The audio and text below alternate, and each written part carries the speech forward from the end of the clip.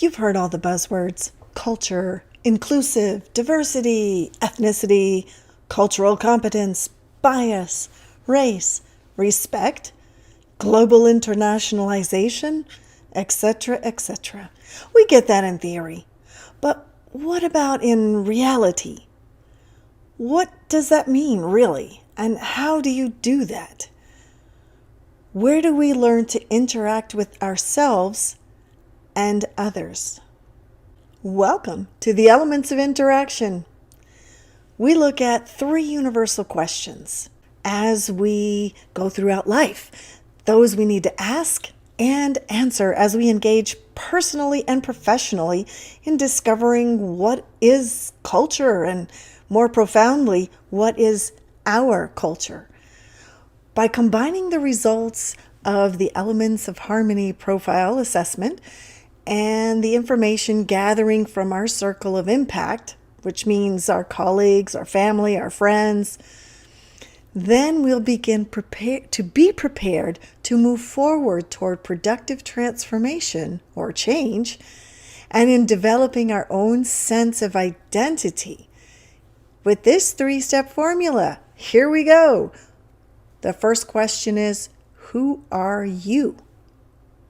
Or who are we? Without knowing who we are, how will we know what to do with the next question, which is, where will you go? What needs transforming? And then the third question is, how? How will you get there? So let's dive in a little bit to the who are you.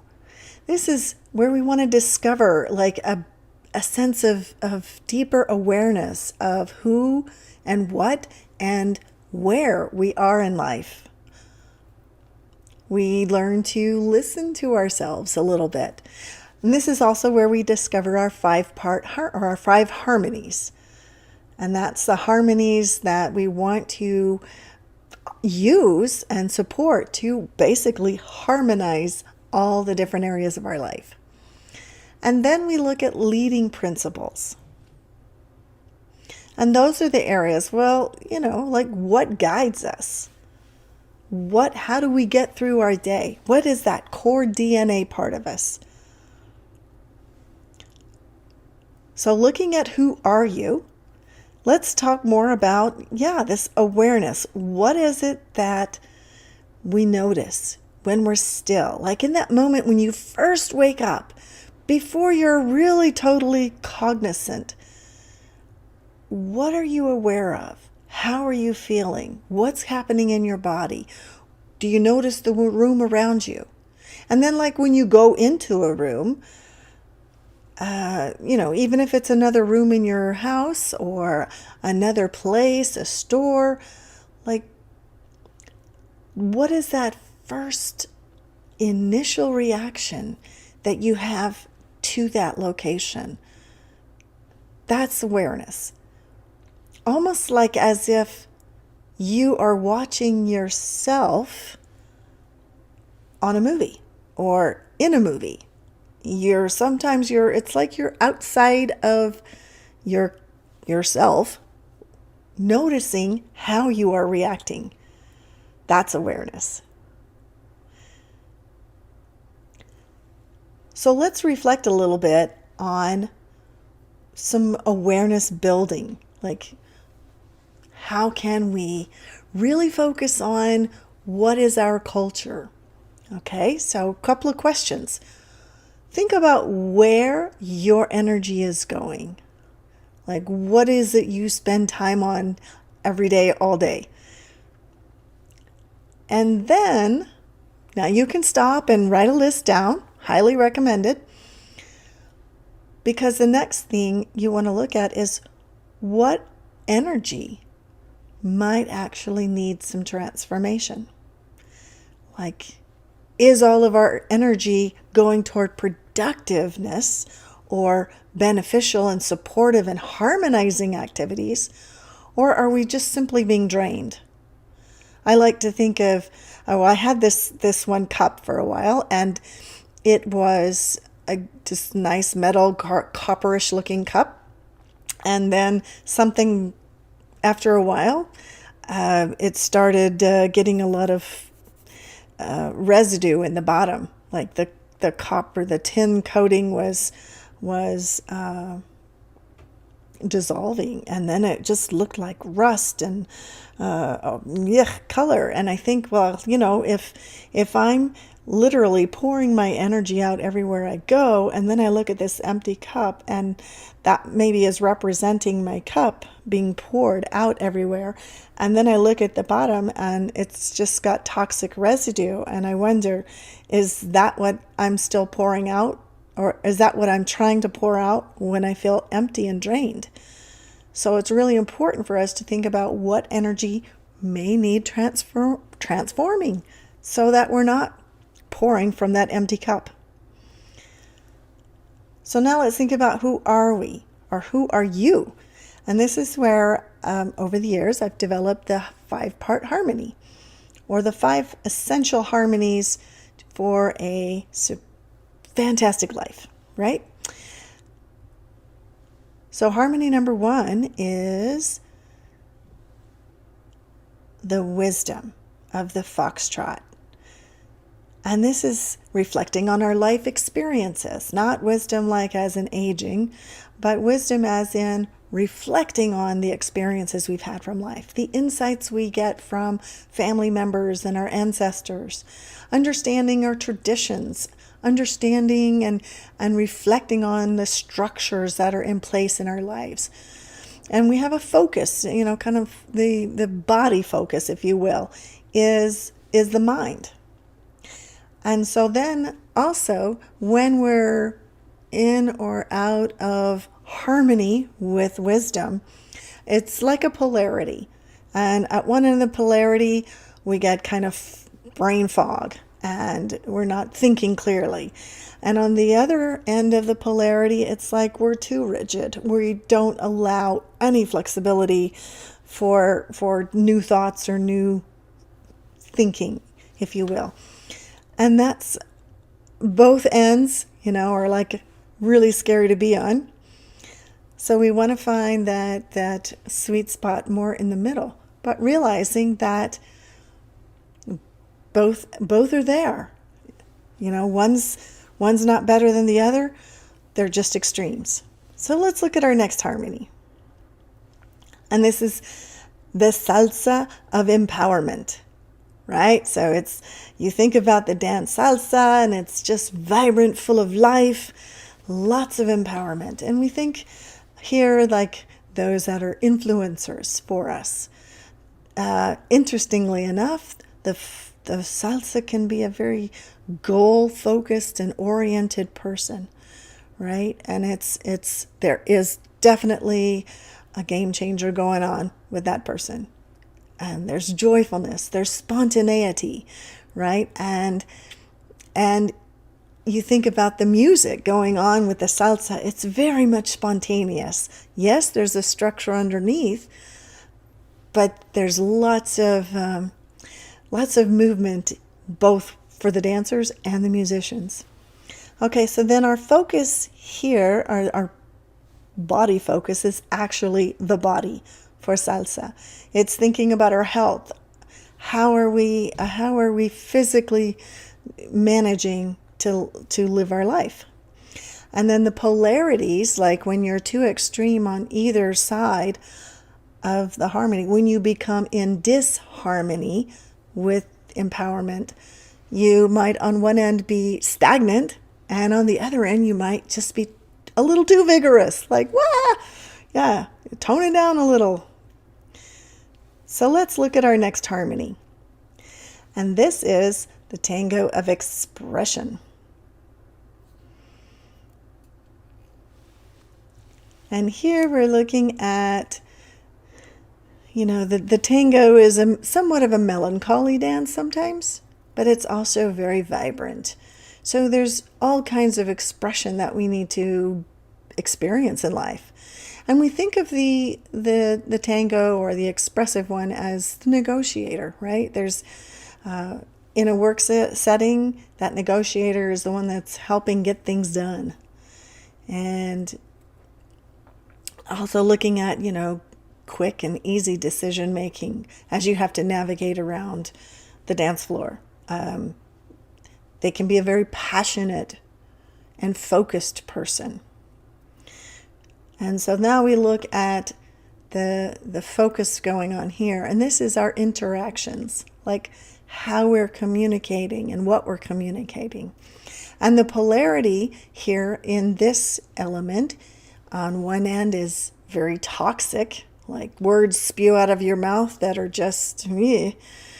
And on the other end, we're looking at authentic. In other words, not authentic as the buzzword, but raw, like, when you're with your core, who you really are. And sometimes we push that authenticity a little too much. It's like, oh, look how authentic I am, right? So we want to find the healthy balance in the middle. Let's look at number 4. This is a favorite one for a lot of people, the creativity of the swing. And one that I found was left out of a lot of the other types of profile assessments and personality quizzes and those sort of things. So it's why even in the, the health dimensions, which is an area I spent a lot of time studying, where was the creativity? So, it was important to me that we add that because we are creative beings. We were created, we create, we recreate, we do all kinds of things that are creative. And this means not just that you're talented created, but taking some everyday activity and making it unique to you, right? And so this is where this type of person has the innovation and always generating ideas, can be very energetic, flexible, adaptable, and not flexible like, you can twist and turn, but flexible in your ideas and thinking, right? You're adaptable to change very easily. You're the type, you think of the music that goes with the swing, and it's early jazz. So it was taking the structure and the foundation of music, of classical music, and then playing with it. And same with the dance steps. There is a structure there, and then you play within that structure. So the focus here is getting that intuition, right? The creative sparks, if you will, connecting with the higher self. And the polarity is at one end we may be just still, different from stagnant, but just still. And on the other end we may be a little too flexible, right? Like too many ideas and we can never just focus on one. All right, so let's look at our 5th harmony. And this is the inspiration of the waltz, right? So you think of that very diplomatic, peacekeeping person. They're soulful. If you look at the dance of the waltz, it takes a lot of strength, actually, to look so effortless and so elegant. And so there's that inner strength that allows you to be that diplomat or that soulful person, right? So guess what? The focus here is on the soul, as in, what's really down inside, your core value system. And we look at the polarity here, and this is from emptiness, which is like you feel nothing, to joyfulness, which sometimes can be a little bit overbearing as well, right? So you want to find that happy balance in the middle. So those are our 5 harmonies. Now let's look at some reflection. So this is where we want to discover and kind of reflect a little bit about what are our leading or guiding principles. And this is where you think about what is your DNA level principle that is driving your actions and your passions and your values, right? What is that keeps you waking up every morning? And the next part of that question to reflect on is, who are you to your world, right? Not who are you supposed to be or who do they want you to be, but who are you to your world? Now let's look at where you are going. So here we want to determine, well, now that we know kind of who we are and where we are, we've got that baseline assessment. Now we can start looking at, well, what needs transforming? What do we want to transform? What kind of support or what types of transformations need our support? And then this next question is, who do I want to be? Right? We understood our core. Now we think about, who do I want to be on this planet, in this world, in this culture, if you will. So let's go a little deeper. When we reflect on who we are, what needs transforming? Again, look at where your energy is going and what is driving your values. Where are you going with all that? So now look at the support piece. What parts of my life need more attention? Am I satisfied with my diet, for example? Am I satisfied with my study skills? Am I satisfied with the types of relationships that I have? And I don't mean romantic relationships, but our interactional relationships, right? What needs help there? Or does anything need help there? What needs more attention? And then one piece that's really important when we look at making transformations or changes is, where do I need more accountability? Maybe we just need somebody to remind us to keep drinking more water or exercising more, or our study sessions. How can I help build in more accountability to my actions, into my personal culture? And then, what resources do I need or do I desire? Like, what will it take to get me there? Now let's look at, where are you going? Some more reflecting in this piece. So we asked that question, who do I want to be? And not for everyone else, but who do you want to be? Think about, what parts of your life, your culture are good. You've got your basic value system, but now it's like, what do you want that to look like? And that gets us to the next question, which is, what will my desired outcome look like? So take a moment there and really think about that. If you need to pause, write some stuff down, really, really think about, well, if this is who I want to be, what will that look like? What happens after that? And then the next piece of that is, how would that feel to be there? And then, what impact will that have on both myself and on others around me? Because sometimes when we really get down into that core and we realize we want to be the type of person who is living their best health or their ideal health, then the impact that may have on your friends and family is that you might have to give up some friends who are not supporting that for you. And yeah, there's an impact there. You might have, discover a whole new kind of friend or friendships, right? So think about, the consequences of each of our wants and desires. Now comes the third section is, how will you get there? And these are the activities that you need to put in place to get you there. The accountability that you need to put into place to keep you on that path. And the metrics, or the measurements, if you will, that help us measure our progress, right? Are we actually on that path? Because that's the part that helps us stay on the path, right? So let's look at those a little bit more. How will you get there, right? So we want to reflect on again, what will my desired outcome look like? How will that feel? What impact will that have on myself and others?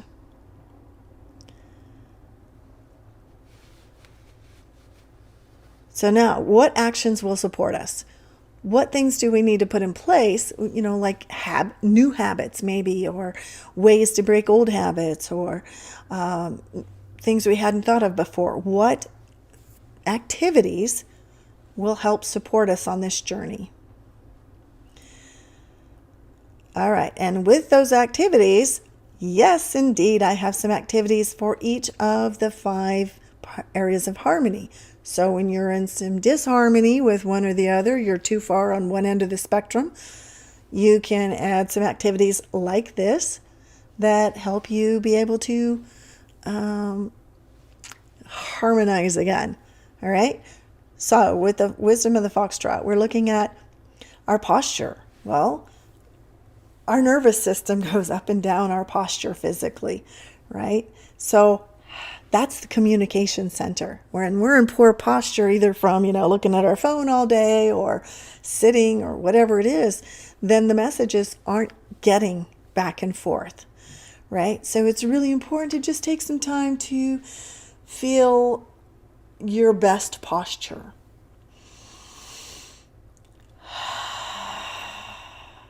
So breath can come through well, right? And then one thing I love to do is to stand in front of a mirror, maybe that has a picture of some of the relatives or people in the background, and look and imagine that those are all of your ancestors, all of the people that have come before you. And they're all right back behind you saying, you got this, you can do this.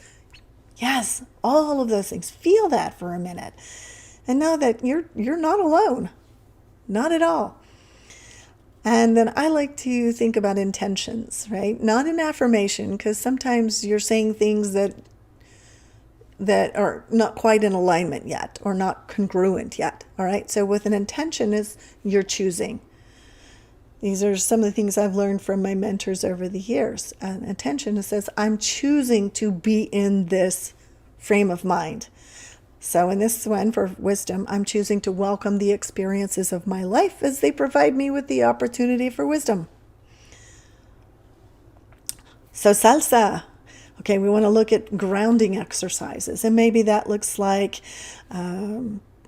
again, posture related,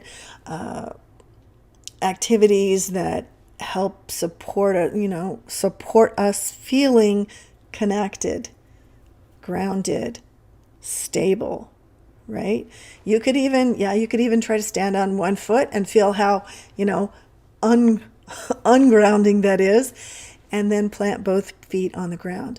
Another thing that's really good here is actually go outside and stand on earth, like whether it's grass or in the forest, or in the garden, something like that. Actually stand on earth, not on cement, not on a road, but stand barefoot and just feel what it feels like to be connected to the earth. And then of course rhythm, like practice different rhythms, turn on some salsa music and feel how that allows your body to want to move a little bit. And then the intention here is, I choose to be in sync with myself and my well-being as I live my life with purpose. Let's look at the next one. So the tango of expression. Now, of course, tango is trying to always navigate around the floor. You're making sure that you and your partner are not going to bump into anyone or anything on the floor. Sometimes you may have to really, change directions quickly. So we look around intentionally, right? Not just here, like so many of us are guilty of, and not just like zoned out, but truly look around the room and your surroundings intentionally. Notice what's around you. And then when you're in conversations with others, notice and observe the words that are not being said. And this is their body language. The researchers out there are telling us that 80 to 90% of our complete communication is nonverbal. So imagine what we're going through right now when we're having to wear masks, and like part of that nonverbal communication is being deprived, right? We're not able to actually see all the things that are not being said. So it's really important to observe this. Take time to look. Watch, like, are we standing like attentively? Are we, defensively? How is that other person looking? And you're wondering, like, well, how does this help with our expression? Well, when we're aware of how our words are being received by the other's body language, now we have a whole nother layer and level of input and interpretation to guide our conversations and our interactions. All right, the intention here now is I choose to observe what may not be obvious as I express my authenticity. And now we look at creativity of the swing. So this, some activities here are, tapping, not literally tapping, but there's a methodology and a modality called emotional freedom technique, where you're just tapping on various different points of the body as you're expressing things that may or may not be congruent to you. And what that's doing is essentially neutralizing the reaction to them. So when we need to be creative, if we're in emotional drama, we are not being creative. So helping tap out of that, just essentially just moving out of that trappedness, then allows us to then get back into a state of creativity. Looking at patterns, right? So by understanding what the patterns are, we can then decide what we want to do with those patterns, right? Do we keep them? Do we transform them? Do we dissolve them? All right. And our intention here is I choose to be in rhythm of life. I choose to be in the rhythm of life and do things differently with the blessings of my ancestors. Because it's really important to remember those people that came before you so you could exist. And all that is encoded into our culture. And now let's look at waltz. So waltz is that whole space of mindfulness, contemplation, right? So taking time to just sit and watch around you. Taking time to contemplate or reflect, right? And a lot of times that's really good, like writing on a journal, reading inspirational pieces, listening to inspirational music, watching thoughtful movies as opposed to, action, just simply action, right? And then taking some time, giving yourself credit. So the other, like as we are all doing, when there's a project coming up, we just go into total focus mode on that project. And then a lot of times we're so in that moment that we're always thinking of what's next. And we forget to give ourselves credit for what we have accomplished, right? So a lot of times it's just really good to either literally or virtually just bow to yourself and say, yeah, I've done this. I have accomplished this. And that's worth being inspired about. So our intention is I choose to find harmony within the contrasts as I seek to be inspired. And again, these are intentions that I've written connected to the 5 elements, and you may find a way of writing that intention that's unique to you. And I encourage that. Find the one, find some words that resonate with you even more as we go on this journey of living in more harmony through this dance of life. Okay, so now that you have some options, The big question for you is, what actions will you take? What accountability will you put into place? What transformational activities will you actually do? And that is the big question of the day. So carry on, start contemplating, reflecting, thinking about what you want to transform your life into. Thanks, and see you on the next time.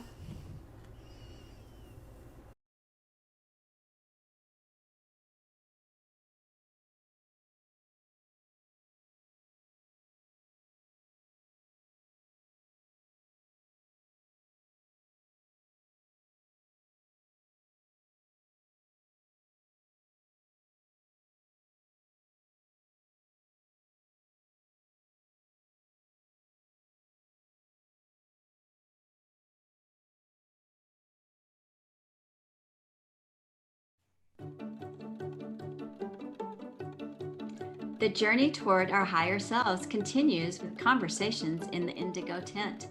Join us on the adventure. Hey, Zella! Welcome to the tent. Hi, Wendy. I'm super excited to be here today. We have a guest, a childhood friend of yours.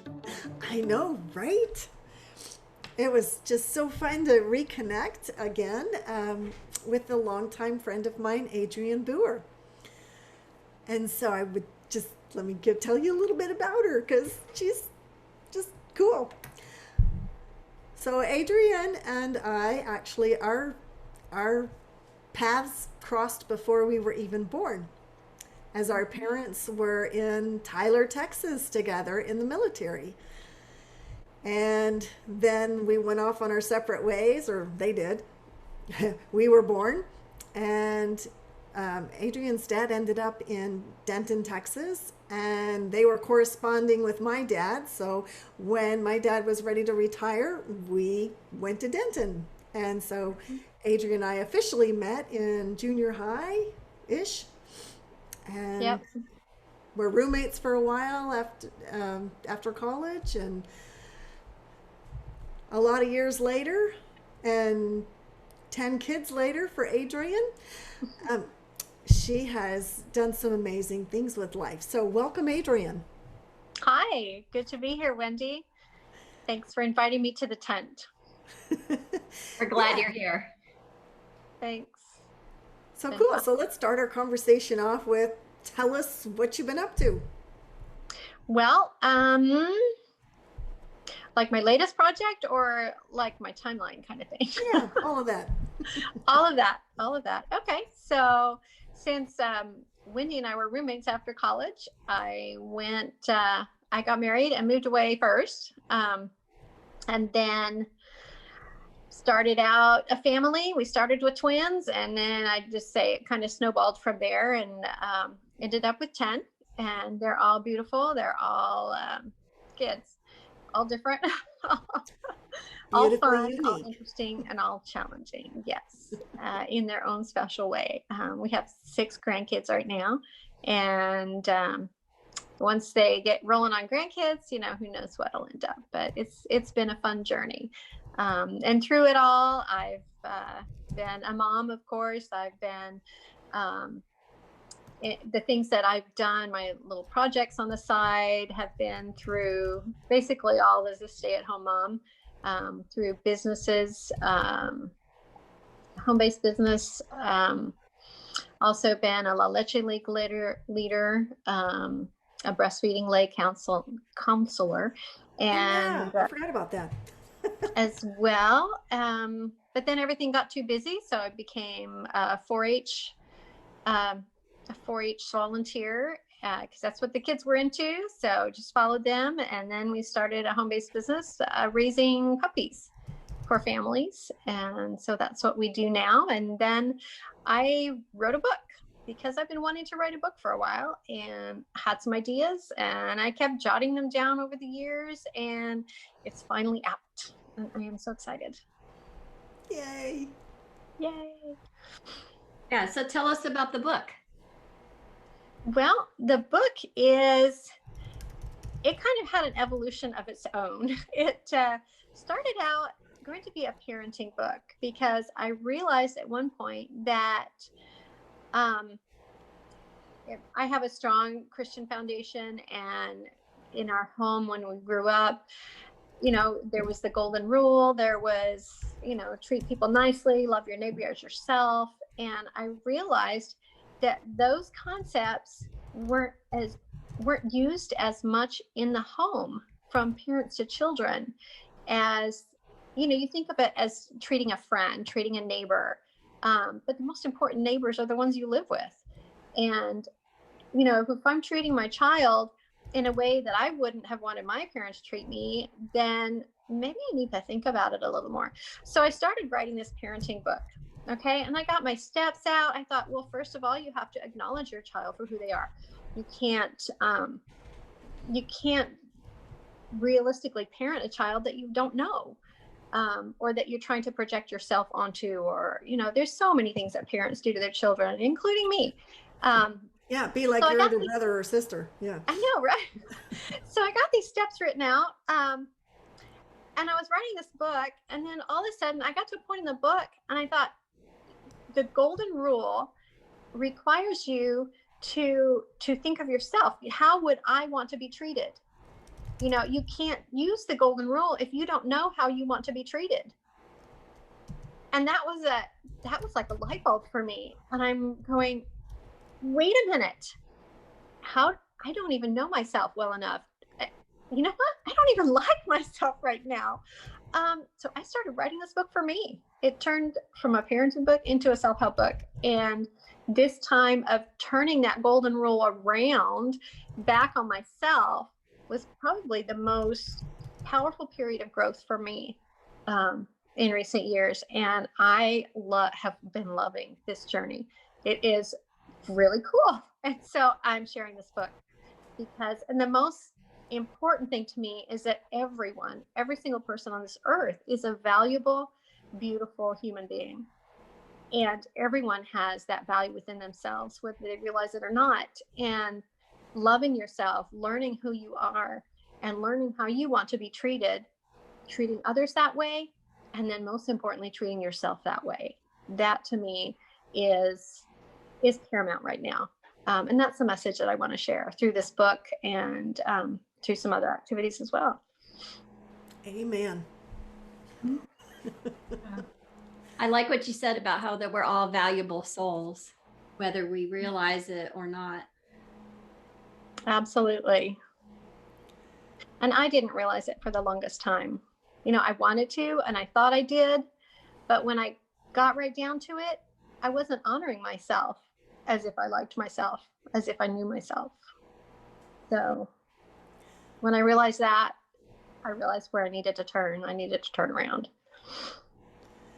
That brings up such an important point. We tend to get so focused on our perceived identity, as in you could have literally gotten lost in, well, I'm a mother of 10 kids. And I'm a wife, or you're a wife, and you're this and this and this. But it's like, but who is Adrienne? Exactly. Me. Yeah. So, yeah, that's wow, such an important point. Is before we lose our identity and all the things that we do, we actually have to have an identity to be able to not lose, but to. Right. Mm-hmm. Or to just be confused, yeah. It takes a lot of self-reflection. Self-reflection without all the outer stuff that just ping, ping, ping, ping, ping that comes at us from other people, from other expectations, from the media, from the world. You have to strip a lot of it away. It's not, what do people think I should be, or what does the world think is cool right now? It's, well, what am I, What am I at my core? Yeah, because before you were, you were a child of your parents, but before you were a wife, before you were a mother, before you were someday being an empty nester, who are you? Yeah, who are we before all those other titles get put upon us? Exactly. Before all the labels, who are we? I like the word that you use. Who are we at the core of our very being? And I believe personally, there's always a tie to a higher power, to a creator, to a loving father or mother figure, from the standpoint of hopefully we didn't just end up here on our own. Hopefully there's some plan and purpose for our life, right? Right, right. Hmm. Yeah, Heavenly Father created us. He knows what's inside. And so we can, when we need help, that's the best place to turn is to him to because there is that tie. I like Yeah. that word. We're tied to him. And And then if it's you think about interesting. it, oh, sorry. And after all the labels, then what? Yeah. Just the way that our bodies were created, the way that this earth is created, it always just astounds me, although it shouldn't by now, but how everything was created so perfectly lined up so that we would have the optimal chance possible here in this life. And it's just amazing to me, and that means that every single person on this earth was created to you know to have some joy, to have that optimal life, and to have a good chance. Yeah. And In then, that very image. Hmm. well, it sounds like your book has a lot of information besides just the self-help that we tend to think of. If you've gone into hormones and such as that, Hmm. then you really, it sounds like you've done your research, but you are also tapping into what truly makes us connect to our own soul and our higher self. Right. And to each other, because we do need those connections. They're just better connections if we have a solid connection with our inner self. So, yeah. But if Yeah. I didn't stop and publish it, if I kept writing, I could have felt, I can keep writing, I can keep going. I'll just have to write more books. There you go. Well, Mhm. part 2 is coming out next Right. year, I am right? going to write that parenting book, and it's going to have follow the same kind of format. But I think firstly, it's important to connect with yourself. And I think you'll be a better parent, you'll be a better friend, you'll be a better spouse, a better community member. It just enriches everything. It's really cool.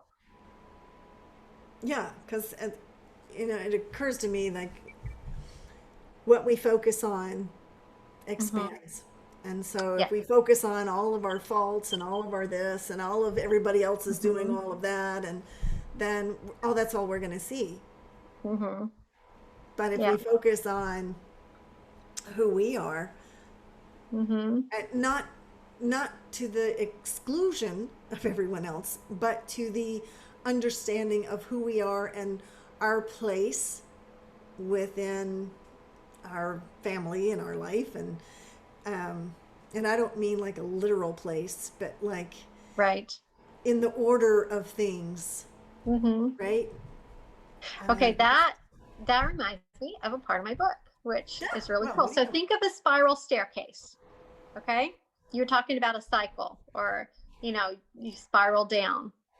But what happens if you turn around and go the other direction? What do you you do? spiral up. Yeah.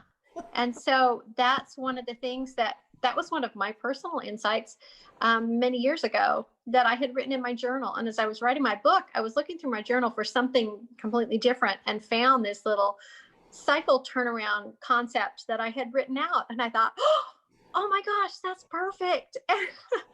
But I used the golden rule to turn my cycle around. It was a cycle of criticism, that I was criticizing people in my own head because I didn't feel good about myself. And I thought, okay, so let me take the golden rule. What would I want somebody to think about me? Well, I want them to think that I'm trying my best, Isn't that right? Okay, so I can think about them, that they're trying their best. I don't need to pick out their faults. I know, I have plenty, they have plenty, everybody has plenty, but they also have plenty of strengths. They have plenty of good points, plenty of wonderful things about them. And if I pick out them, then it completely turns my cycle around. And I do a 180 and I start going up. Oh, that's amazing.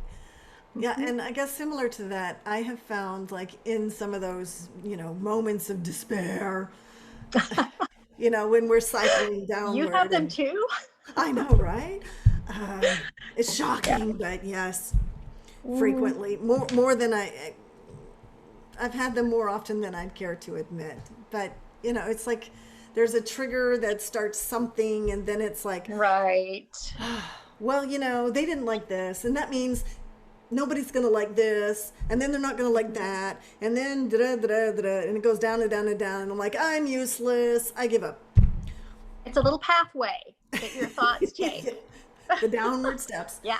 Yeah. And then I have found over the years, especially more recently, is that by turning that around, maybe similar to the spiral idea, and thinking about, well, is there anything I'm grateful for at this moment? Right. Gratitude. That's so important. and and it's like, when I can turn that gratitude around, and just either call someone or do something or say something to someone about, I'm really grateful that you did this for me, or that I'm grateful for our Mhm. friendship, da, da, da, da. And then all of a Oh, sudden yeah. it Hmm. it just kind of cancels that out. So is that Right. similar Right. idea to what you were talking about? Yeah. In my research, I also found that gratitude increases your oxytocin. Oh, really? So, Hmm. yes, I we like love that. it. Yes, absolutely. And it's a never ending it's a never ending journey, because because so I was in the middle of writing my book, okay, and I'm feeling great about this. I'm getting this down. I'm accepting myself. I'm believing in myself. I'm considering things. I'm on this journey, and we had a photographer coming over to help take pictures of our puppies and our dogs. And I thought, oh, you know what? I'm an author. An author needs a picture, right? So I need this picture. And so I'm putting on my makeup, and I'm coming and I'm putting on my lipstick, and the same thought that's been going through my head from the minute I first started putting on makeup as a teenager. I have such thin lips. I wish my lips were thicker. You know, see, look at them. They're nice and thin. And Well, I'm and thinking, especially because we see all these, people on TV and right, in the print with right. thick So lips. I'm so That's I'm what's, looking at my yeah. lips and going, "Ah, I have such thin lips," and I'm going, Adrian, what are you doing? You're writing a book about this. So I looked at my lips again, and I thought, I have delicate lips. I I just changed like the that. word. I That's have good. delicate, fine lips.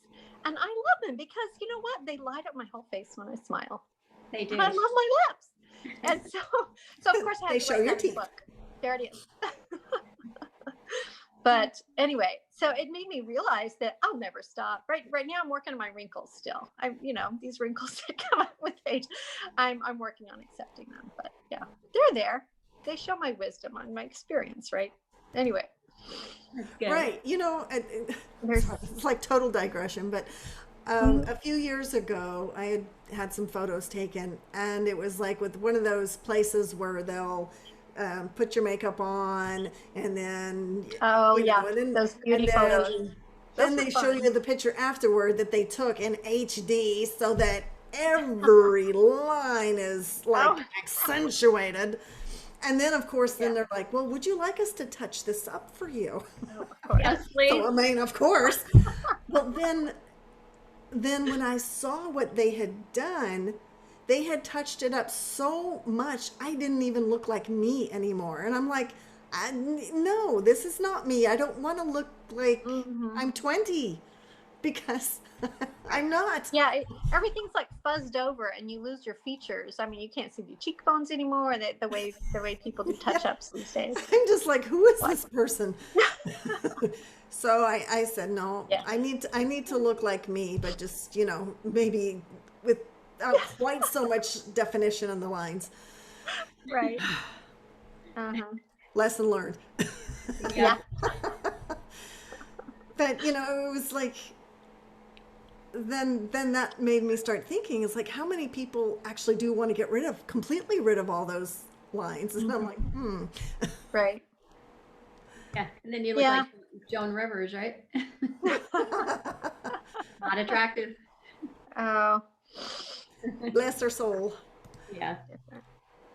She is a beautiful person too. Yes. She was But hilarious. She was definitely oh hilarious. yeah. Mhm. Yeah. That reminds me, talking about our wrinkles and our lines. I wrote a blog about this. We need to put that on the website, Wendy. Um, a few years ago, when my granddaughter was, I think, 4 or 5, um, she was in the bathroom with me, and I was putting on makeup. She always still will say, "Put makeup on me, Nani." So I did, and then she's looking in the mirror, and then she's looking at me, looking in the mirror, and then she says, "You look like me, but I don't have wrinkles." And I Gotta said, love the at first kids. I'm a little like, "Oh, gee, thanks." But I mean, it was a sweet, innocent statement. And so we talked about it. And I said, Just tell it like they see it. yeah, I said, all these lines are the story of my life. And I made it up. I said, this line is when your father got hit in the head with a crowbar, and I had to take him to the hospital for stitches. And this line is where your uncle did this, and this line is when your other uncle did that. And then these lines are from when you were born, and these lines are from when your brother was born. And Oh, what a beautiful way to talk That's a about our great wrinkles. story. But it is. The lines are the story of our lives. they are. Mm-hmm. Absolutely. Thank you for making me feel better about my wrinkles. They're wonderful. Yeah, add that to the second version, or the second phase of the book. I just had that thought though before you said that. I thought I need to ask her for that story. Oh yeah, you're welcome to. Love yourself as you're aging. There you go. The golden rule for the golden years, right? Ooh, that's there clever. You go. Yeah. Golden rule for the golden years. I like it. I like that too. Oh my. Pretty cool. I'm going to be writing books for 20 years now. Yeah. Yeah. I've been preparing to write for a lot of years. Yeah. And a few accomplishments. Cool. That's a good reminder. What is the name of your recent book? The book is called Love Yourself First, Finding Joy in the Golden Rule. Love Yourself First. I love it. That's a great title. Thanks. Yeah. So what would be awesome is, as you know, readers, we try to end our show each time with moments with your higher self. So I'm just wondering, Adrienne, maybe you would share with us an activity that you've got going that could be used as our moments with your higher self. Yes. Awesome. Because this idea actually came from a friend of mine. She said, how about we do a selfie challenge, but a golden rule selfie challenge? So in the book, there are several places where I put the little camera icon in there, that has the little rotating arrows. That's where you touch to turn your camera around to take your selfie. Oh, the flippy thing. So, yeah. Yeah. So in the book, whenever there's that little icon, then it's a little exercise about, how would you want, whatever the concept is, how does this concept apply, and what do you think about yourself? How would you, whatever, and turn that around on yourself. If it's praise, you want somebody to praise you, you would praise your friend. So praise yourself, basically. And that's one example. So in this selfie challenge, we're asking people to post a selfie of themselves doing something that they would want someone to do for them. And then they turn around and do it for themselves. Like if it's, at Valentine's Day weekend here, how long has it been since if you like to receive flowers, if you've gotten a flower, go get a long stem rose and buy it for yourself. Or if you just, all you want to do is for someone to give you time in the bathtub, we'll just, put the movie on for the kids and just say, I'm going to go and give myself a bath, or, whatever. Well, yeah, don't take that selfie in the bathtub unless it's on your face, please. Anyway, but you take a moment to specifically and purposely do something that you wish someone would do for you. Do that for yourself. and then take a picture. And if you post it on Facebook or on Instagram with the hashtag Golden Rule Selfie, then we are going to kind of collect all those. And I have some prizes that I'm going to send out from some local artisans, as well as copies of the book. Anyway, it's just a challenge to get people to participate in something that's fun, but also that is self-building, that will help you see yourself as you would a good friend. And that's the goal here. And didn't you create a little website with the Oh, yes. challenge so we could get email reminders of different topics of the Yes, if challenge? you go to goldenruleselfie.com, there is a video there explaining it, so you don't have to remember this. But goldenruleselfie.com has a video that tells you what to do it and why and how, and then where to post. You can actually post it on anything. Post it on your own timeline, post it on a group, post it in somewhere. We do have a group with a Love Yourself First theme, a discussion group. If you want to join that also, you are welcome to join there. And then just there will be some email reminders, some just little points, little thoughts, little insights to help you raise your level of understanding with yourself. So I love that. And I will say, I've probably taken that to heart a little too often with buying myself chocolates over the years. I do want to, yeah, it's very different from indulgence. I mean, yeah, there's a lot that you can indulge yourself in, something that you're like, oh, I just need to feel better. But pick something that's going to make you feel better days ahead. I mean, like when you think about it tomorrow, it's still going to bring a smile to your face. You're not going to go, oh my gosh, my stomach. You're going to go, oh, that was so nice. That was so sweet of myself to do this for myself. Yeah, Something so little it's and like, small. yeah, thinking of something that we separate from an indulgence like chocolate, Right. but something that we don't do that often that Yeah. would be nice to receive. So allow Well, us to maybe receive it. Yeah. you could describe the difference in maybe like a 2-pound bag of M&Ms, which doesn't take me very long to go through, or just a little Dove chocolate. You know, one is a token that just you got that, and the other is, oh my gosh, I can't get enough. But that's the difference. The difference is honoring yourself. So, did you take your selfie, Wendy?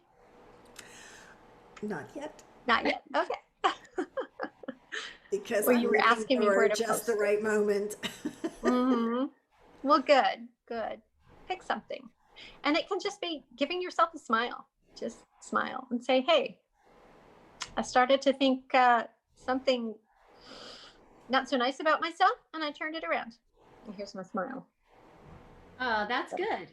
It'd be that simple. Yes, exactly. It is simple. And sometimes the simplest things are the hardest things. Yes, because we're especially myself, I'm thinking like a big production and it's like, Mm-hmm. just sometimes Simple. just picking up the phone and calling somebody. Exactly. Yeah. Cool. Well, wow. I'm so thrilled that Thank you. you're sharing So am I. this book with us all, and I can't wait to actually get to read it. And Well, Wendy, you were a good example for me because you wrote a book a few years ago too. And I thought, oh, cool. I'm going to do that someday. So now I'm grown up and I'm like Wendy now. I love it. oh, thank you. Well, I'm excited. Thank you. It's almost like birthing a child again. Oh my goodness. Yeah. It's this Very process different, is it's like when yeah. you see that, it's like, wow, this came out of me. Yeah, Or I through know. me, and then, Mm-hmm. and it's a really incredible feeling. Mm-hmm. So I'm glad. Yeah. it is a really good feeling when it's like all out there in package and ready to share. Yeah. And we'll have information on our website and on our show notes on how to purchase your book and how to Okay. connect with you on Instagram and get into the selfie challenge. How to love yourself even more. Uh, Yeah. Well, I haven't done my Instagram. We have our farm Instagram. I haven't done the author Instagram yet, but we do have the Facebook page. okay. Oh the yeah, farm. because that's right. But Because we we are- have if the you- golden doodles. Right. If you post on your Instagram, then we'll find your hashtag. If you put the hashtag, so please remember to put the hashtag. Okay. Yeah, we'll get all that in the show notes. Awesome. Thank you so much. Well, I have thank so you, much enjoyed this Adrienne. discussion. Yeah. Wow. We always have so much fun with our conversations in the tent. And Yes. thank you all for listening and joining us. Yes. So we'll see you next time in the tent. And thank you, Adrienne, for joining us today. What a pleasure. You are welcome. Thank you for inviting me to the tent. It's a nice place to be. It is. We love it in here. Yes, we do. All right. Until next time, dear listeners, take care. Take care. We hope you've been uplifted by this episode. Please help us uplift others by sharing, subscribing, and reviewing our show. Join in on the conversation by adding your insights and transformations in the comments section. See you next time.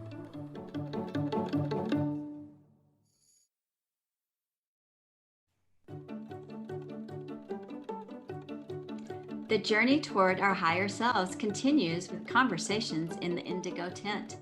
Join us on the adventure. Hi, Wendy. Welcome to the tent. I'm excited. We have a guest today. Hey, Zella. I'm excited too for our guest and another wonderful conversation. Yeah. So tell us about Sophie.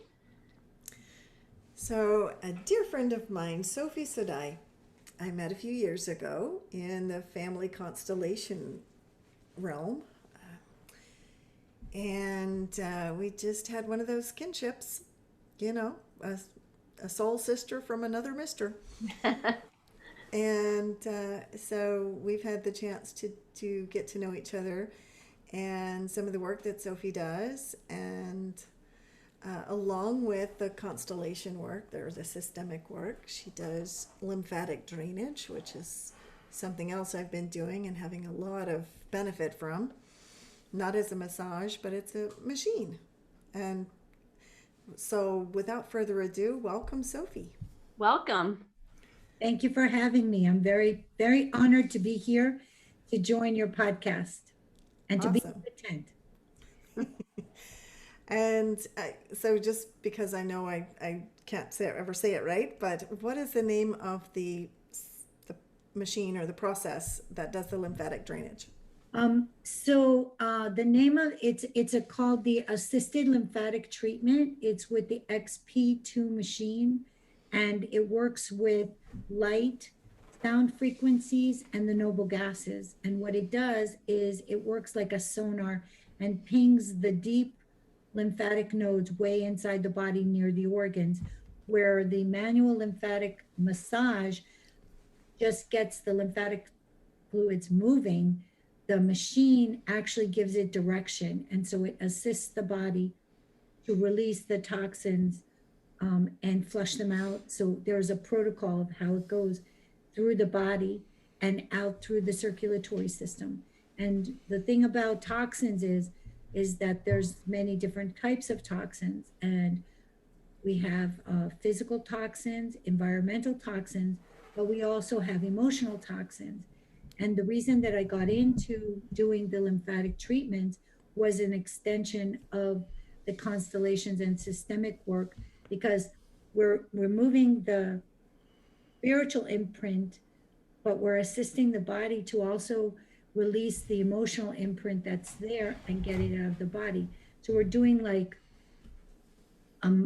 spirit, mind, body cleansing. So we get a realization of what the trauma or what the emotion or what our body's feeling, and then we assist the body to release it. so that we can clear it out of our systems, all the systems, right? So it's a an extension of the systemic work. Yes. It sounds like intense house cleaning.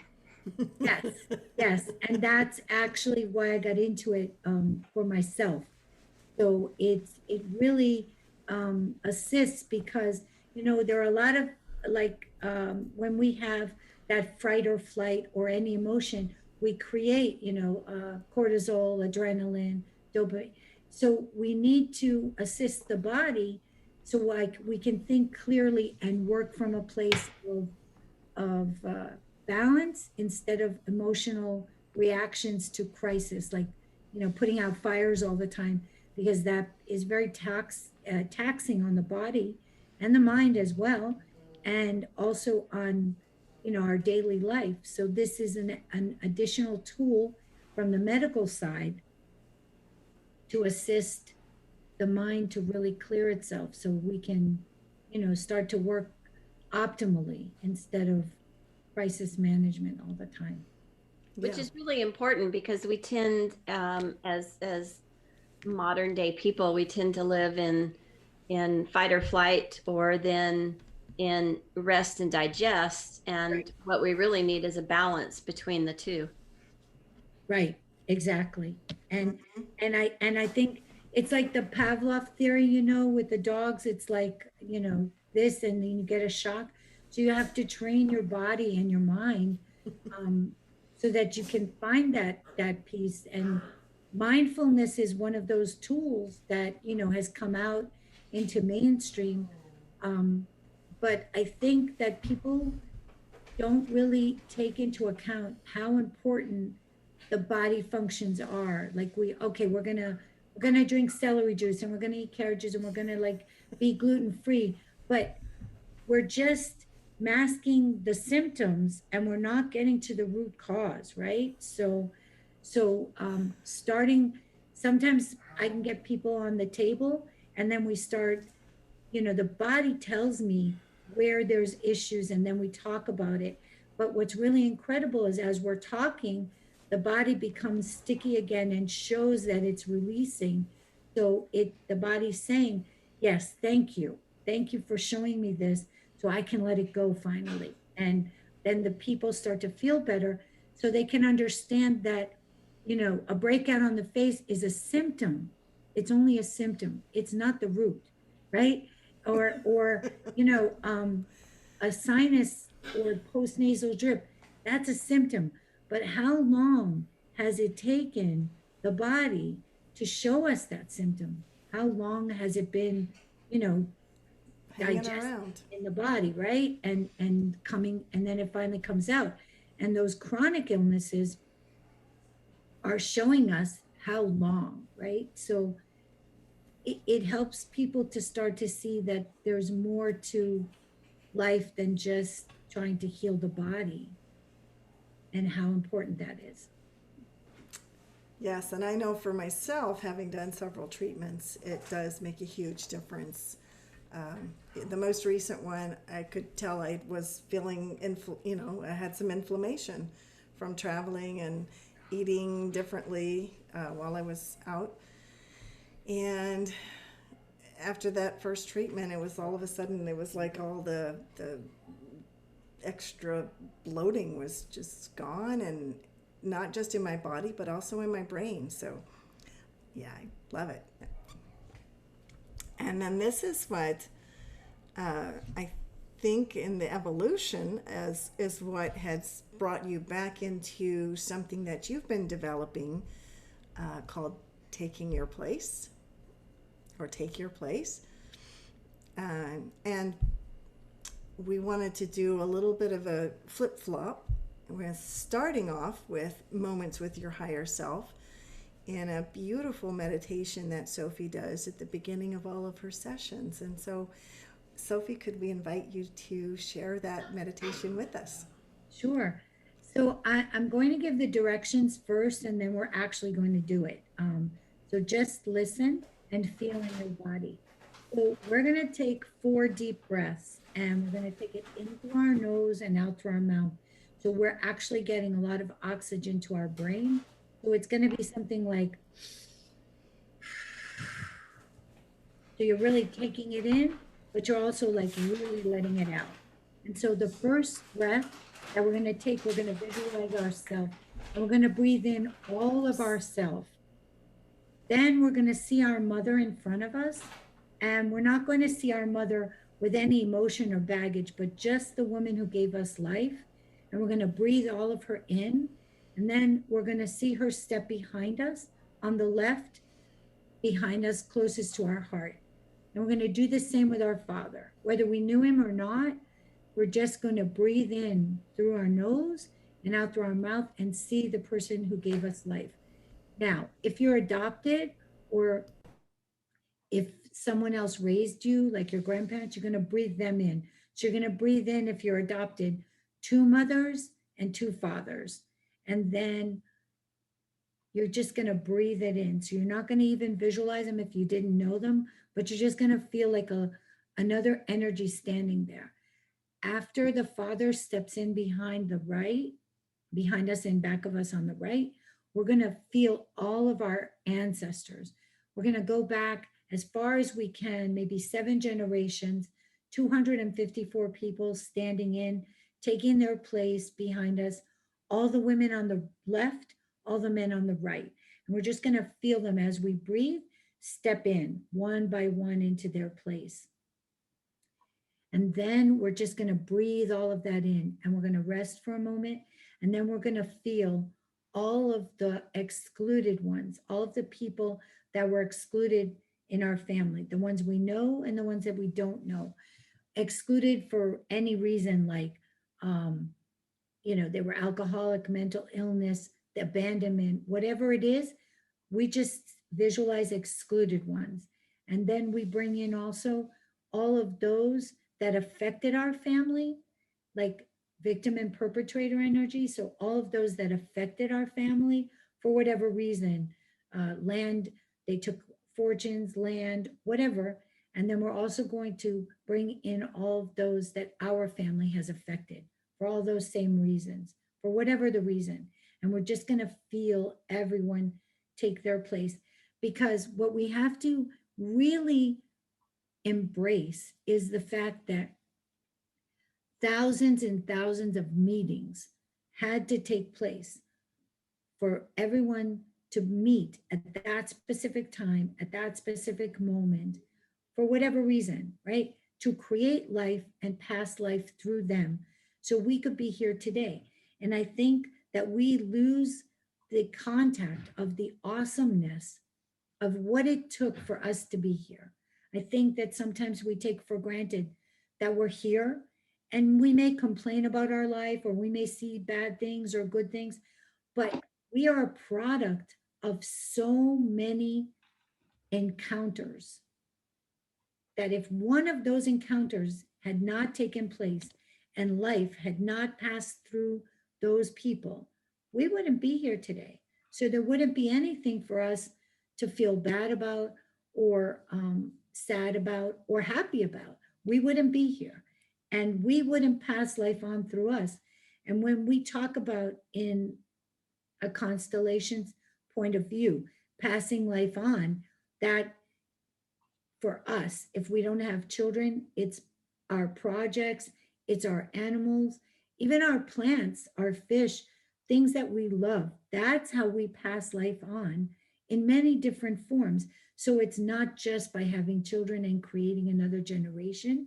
We create projects, and those become our babies, and we nurture them.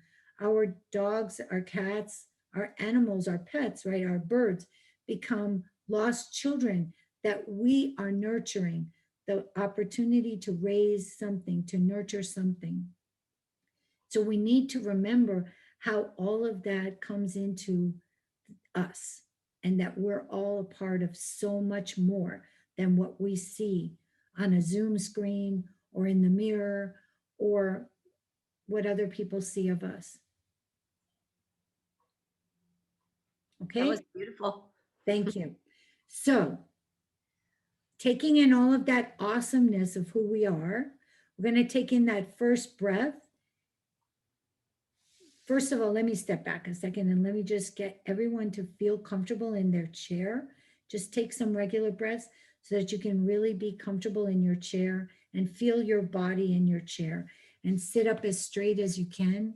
If you're not in a chair, do your best to just sit up straight. It's best to have your feet touching the ground if you can, but that's up to you at this moment. So you just want to sit as with your back as straight as possible. And now you're going to see all of you, and you're going to breathe in all of you.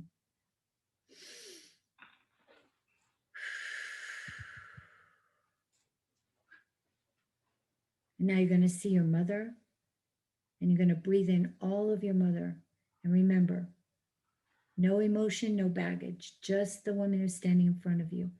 And if you're adopted or someone else raised you, you're going to have that woman standing there too. And if you don't know, you just have like a little shadow. Breathe in.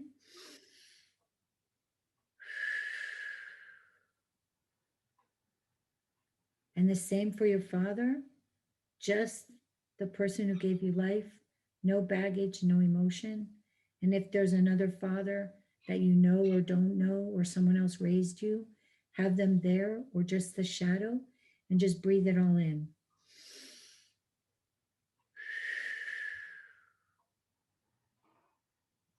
And now you're going to start to feel all your ancestors taking their place, one by one, stepping in. All the women on the left, all the men on the right, taking their places. And we're going to breathe all of that in.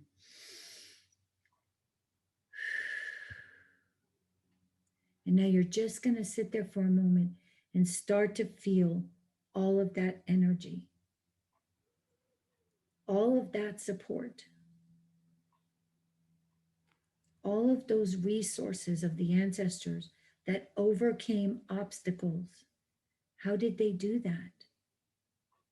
Their energy is there to pass on to us so that we can use them as a resource to gain that insight, how to overcome the obstacles in our life.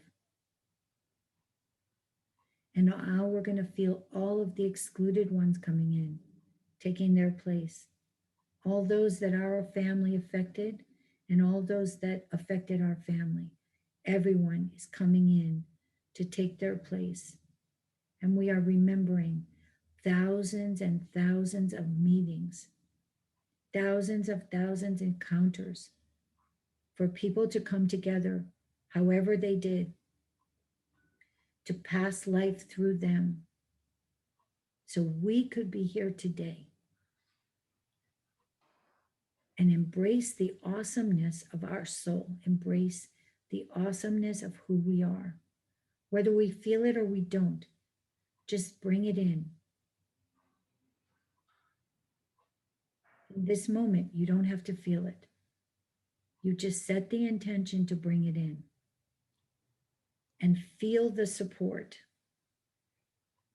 because those people behind us had to do so much more than we have to do today just to survive. And we have to embrace that and know that we come from a long line of humanity. Now just feel that. Feel it strong. Feel it vibrating through your body. And take another deep breath.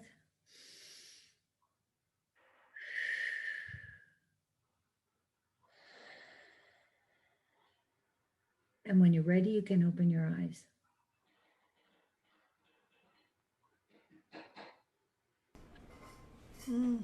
Wow. Thank you. And just to say that this is a meditation you can do anytime with yourself. You don't need to have somebody. You can record it and do it with your own voice. But it's always really good because we're connecting to what is so much bigger than ourselves when we feel that we're alone, because we are never alone, ever. No, and just to have that reassurance through the breathing is really such a powerful gift. Thank you so much. Oh, you're welcome. So just to recap, make sure I got all the people. So first breath is self. Right? Second breath is mother energy or mother. Third breath is father and father energy. And then the last breath is all the other ancestors. Right. Right. Beautiful. Right. Wow. I'm in such a Zen place right now. Yeah, it's a little hard to go on now. I know. And that's the thing, because when you put the guard down and you're in that Zen place, then when you're talking to yourself, you can actually access those things that are the things that you want to heal, right? We don't want to call them traumas.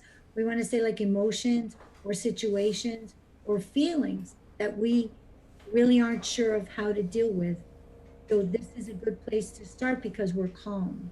We're not the crisis, flight or fright or flight. We're not in the, I have to fix this, I have to fix this, I have to fix this. Now we're like, okay, I'm Just calm. accept And we it can as it is. actually, right, we can actually start to see the situation a little detached and step back. Okay, what's really happening? And then we can be a little more mindful about how we react instead of having a crisis moment all the time. Love it. And so this is what part of this, is it a course that you're developing or or a coaching package as well, right? So I have both. I'm working on, it's kind of like some sessions, like a Zoom session in a group venue, where we have like 6 sessions. So we found that 40 days is really an incredible healing. Oh, sorry. Yeah, it's an incredible healing tool for us because it gives us that 40 days of really being committed to something. You know, like when they talk about doing a detox cleanse or things like that. So 40 days is really like, 21 days is when you create a habit, but 40 days is when you really clear. So what I've done is I've put together for a group online a 40-day 6 sessions, but I also do the coaching, and it's working as finding yourself and finding your place, because a lot of us really don't know who we are ourselves. Before you can be anything for anyone else, before we can really know what our goals and our dreams are, we need to know who we are. And we need to find our place in our system. So if we find our place in our family and we take our place, then we're open to getting those assistances and energies from the past, because we're standing where we belong.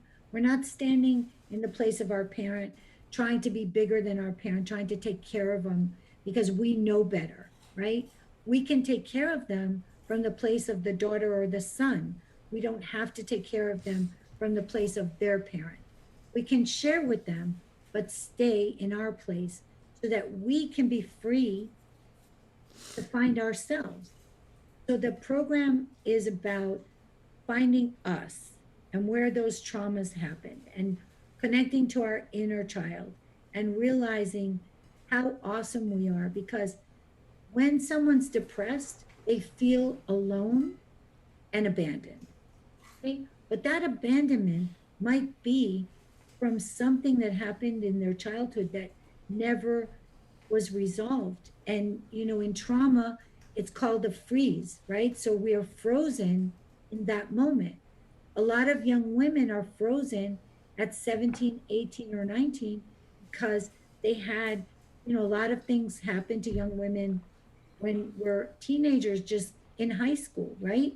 So a lot of the immature behaviors that we have that we can't release, or the shopping to fill a hole, that's from something then. So we go back to that and say, what is it that our mind can't remember because our body does? And access that and then make it a safe place, right? Tools to feeling safe, tools to releasing abandonment, tools to finding who we are. Because everybody's talking about, okay, where are you? Who are you? But if you don't want to acknowledge that life came from your parents, you're not going to find you. Whether you like them or you don't, forget the emotions, forget the baggage. Just be grateful for life. Your mom carried you.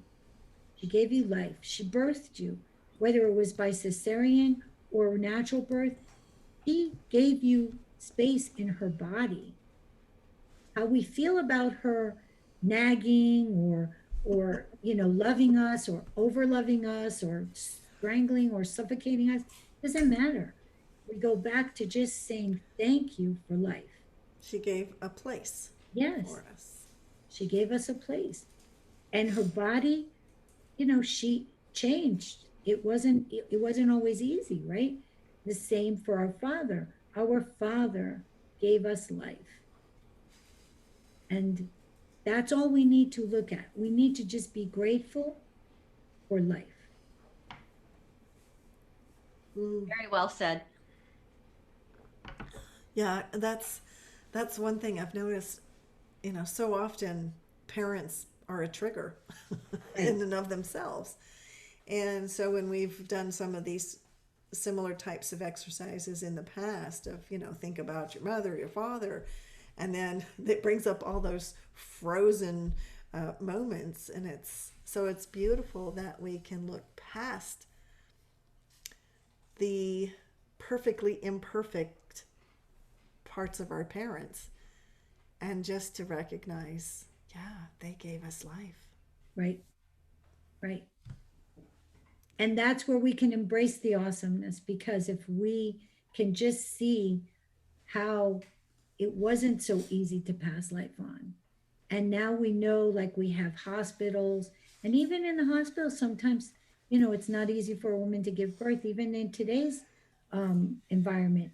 But 100 years ago, 200 years ago, that wasn't the case, right? How many mothers died in childbirth because there wasn't adequate medical care, right? Mm-hmm. So, how many fathers died because they were working so hard to support their family? So, we have to see both sides and just embrace the awesomeness of life and just be grateful for that. And when we can do that, then we can address the issues that are giving us that are taking us a little out of balance in this life. Yes, which there certainly are issues trying to take us out of balance. Right. Yeah. And so if we're home, right, and say we don't have a partner, we're not married, right, we're just by ourselves. So this pandemic has brought up feelings of isolation and being alone, feeling disconnected. But if we can start to connect to our family, to our ancestors, to our parents, then we can feel that strength and tap into the resources to overcome that and understand that maybe this is triggering a memory of when we were a kid and our parents went away on a trip and left us with maybe our grandparents or an aunt and uncle or babysitter, and we felt abandoned. And it doesn't matter if that was a child feeling it, it's a perception. Yeah. And that's what we have to deal with. The perception creates an emotion, which creates an imprint in our body. Yeah, and for that child, that was the real reality. Right. That was what they believed. Right. Until we can find a way through some of these types of exercises to go back, bless you, Thank you. and look at that same situation from the different perspective, Right. from the eyes of the adult, and help kind of blend the two together. Right. Right. Love it. Right. And a lot of times the traumas are so great that we've kind of blocked them out. But so we don't remember them. But then there's a symptom in the body. And when we start to work with the person on the symptom in the body, then the memory of the instance starts to come up. And that's where the work comes in of doing the coaching and doing the program is feeling safe, right? So then there's an exercise when you feel anxious about something, you tap your collarbone, right? And you just tap with your fingers and you go, I'm safe. Yeah, This right there, moment. I'm saying. In this moment, I'm safe. In this moment. Yeah, And you bring yourself to this moment, which creates in the next 60 seconds the next moment and the next moment. So you're not in that behind trauma, and you're not in the forward trauma that you're anticipating from the anxiousness. You're taking yourself to this moment so you can calm your body so that your body doesn't continue to create those emotional toxins or those chemical reactions, the adrenaline, the cortisol, the just I'm safe. I'm safe. I'm safe with myself. I'm safe. yeah. That's a really good point. In that, especially when we're not feeling well or we're in that, the isolation that we've all felt in one way or another this past year, is just to remind ourselves that we are safe and we are not alone. Right. And that's a technique that Eckhart Tolle uses a lot, to be in the present moment. Yes. Because what we do is we create these scenarios in our mind, and we've already created like their reaction, our reaction, and an outcome when it hasn't even happened yet. And so this helps bring you back to the moment. Okay, I'm safe. Hasn't happened yet, and bring yourself back to a little more balance and calm. And it also makes me think of the fact that when we're able to comfort ourselves, or when we're able to make soul connections with ancestors that can comfort us or be there for us, there's a hormone that's released when we give birth. What is that hormone that makes the uterus contract? Relief. Yeah, that. But there's a specific name. Can either of you think of it? It's not dopamine. No, I think it's something else. But here's what I'm getting at is that we are social creatures. We are designed to be with other people. And so let's just take the scenario that there's a crisis in your life and you have a tiger that's about to eat you, and you've run away, or you've either fought the tiger off, and now that adrenaline rush is gone, and you have this need to tell a friend this extraordinary experience that you had. And in telling that story to a friend or a loved one, you get that release, because not only are you expressing, but you're also that friend or that loved one is comforting you. And that exchange helps getting you out of fight or flight, getting back into the parasympathetic nervous system being calm and being able to rest and digest. So what I'm hearing you saying with connecting to our ancestors, connecting to ourselves, tapping, using the techniques of tapping, reminding ourselves that we're safe, we're in essence doing that same thing, where we're able to comfort ourselves, especially in this time of isolation, where we don't have that friend that you can just fall apart with, and that she or he could say, it's okay, you're safe now. Yes, that's true. That's Yes. true. Yeah. So it gives us tools, and that's why the group or the coaching is so important, because you're getting that nurturing of your soul, and you're getting that ability to share that, but you're also getting tools to find more balance and to be able to process it in a different way. So yes, I agree with you 100%. Cool. And on the side note, the hormone is oxytocin. Yes, thank you. I had to ask Google. Thank you. Probably Yeah, won't oxytocin. forget that again.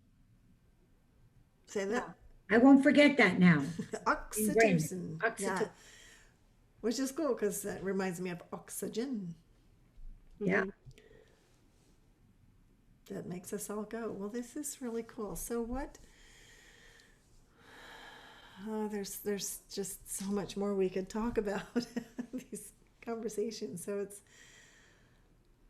I think in today's world, well, in any world really, but more and more today, we are finding ourselves in spaces where we are less and less around people, either through the pandemic or just, more people are living alone, whatever. And it's really, really important to remember that we come from a place in a system, and whether we're currently interacting with that system, it's still part of us. And it's so important to honor and respect that system or systems in our own progression. Yeah, any thoughts? I'd say more than respect the system is to feel a part of the system. Because we can respect the system and be out here, and distant, right?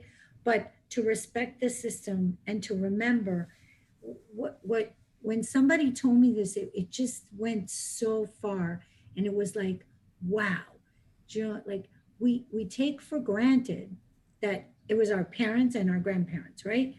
But when you start to think of how many people, I think it was also in the movie Wrinkle in Time, where she said the same thing, right?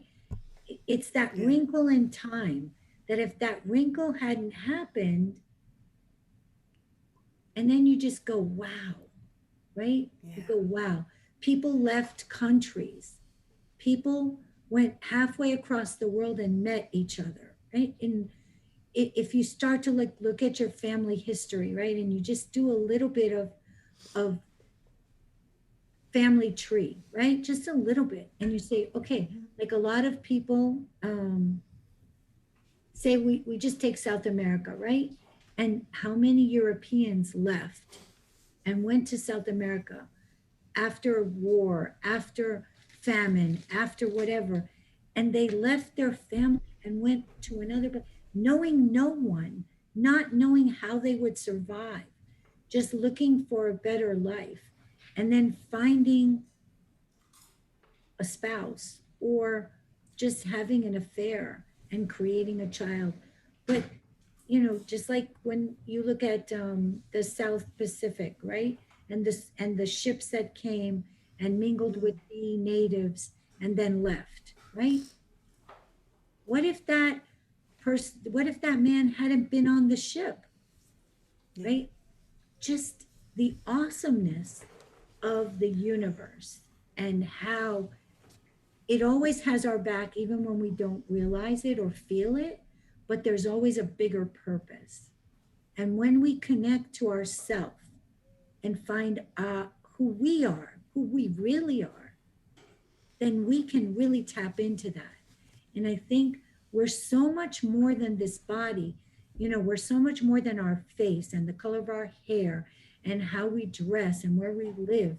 If we can get beyond that and get into the deepness of us, and I think that the pandemic has given us, even in the worst cases scenarios, right? Even in the worst of times, given us that, okay,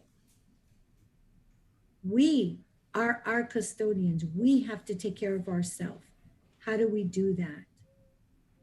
How do we survive? Yeah. But survive in thriving, not surviving in desperation. How do we do that?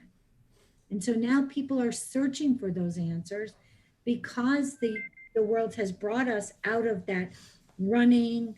I mean, how many kids had these incredible schedules, right? They were so Ridiculous overly, yeah, yeah, school and then language and then tutoring and then sports and then, and now all of a lesson in sudden, that lesson. nothing, right? Now all of a sudden we have to be with our kids at home. And by all means, I'm not discounting the fact of how difficult that is, but we're seeing like, who are we and who are we bringing up? And how are we training them or sharing with them, not training them, but sharing with them how to live in this world, Yeah. right?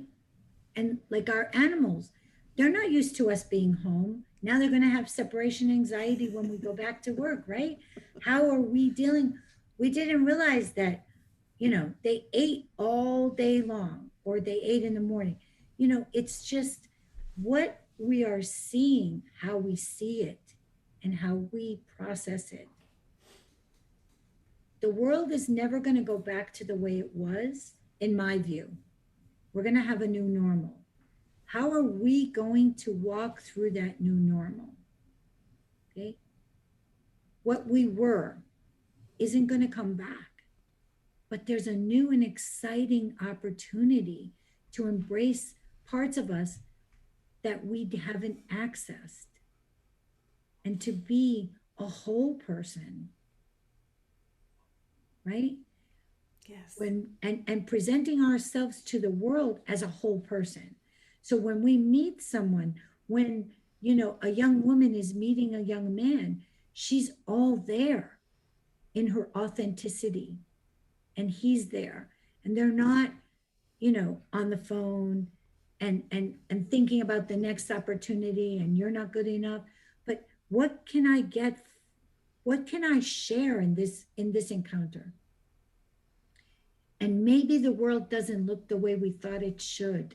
And maybe that partner or that encounter isn't going to have that same face or look the same on the outside, but we're going to feel their energy. And maybe that's the one. And we would have missed that one if we were looking for the outer and not looking on the inner. Beautiful. Yeah, that was very, very intense. Lots to think about there. Yeah. Yeah. So, Wendy and Zella, you have my information. The first 15-minute call is a consultation. It's free. So anybody can call and we can have a consultation to see where it is that they want to heal. I'm available. It's about the healing. And Wendy knows me for a long time. Zella, you just met me. But it's about the healing because we're here. We're all healing each other as we heal ourselves. Yeah. If you think about it, that is the true purpose of our existence and our soul. Right. It's to heal our soul so that we can be whole. Right. Well, cool. Well, we will definitely share the contact information on our website at indigotent.life. And we hope to keep on healing. Great. Thank you so much, Sophie, for being with us today. So Yeah. I would just like to close with just a little something for anyone who's listening. To take your right hand and put it over your heart, and then put your left hand over that. So you kind of like got both hands on your heart, and just take in a deep breath and just connect to the energies that you've been feeling by listening to this podcast, and know that the universe has your back and you are never alone. In whatever belief system you have, whatever it is, they all come down to the same point that you're never alone. Never alone. So thank you for the honor of participating in your tent. And I'm truly blessed to have this opportunity to share. Thank you so much. Oh, we're so grateful that you took time to be with us today and share some of your wisdom Thank you. so that we can be better souls. Yes. Thank you. Thank you again. All right. All right. And join us next time in the tent, dear listeners, when we have another soulful encounter with our higher self. Take care. Bye-bye. Bye. We hope you've been uplifted by this episode. Please help us uplift others by sharing, subscribing, and reviewing our show. Join in on the conversation by adding your insights and transformations in the comments section. See you next time.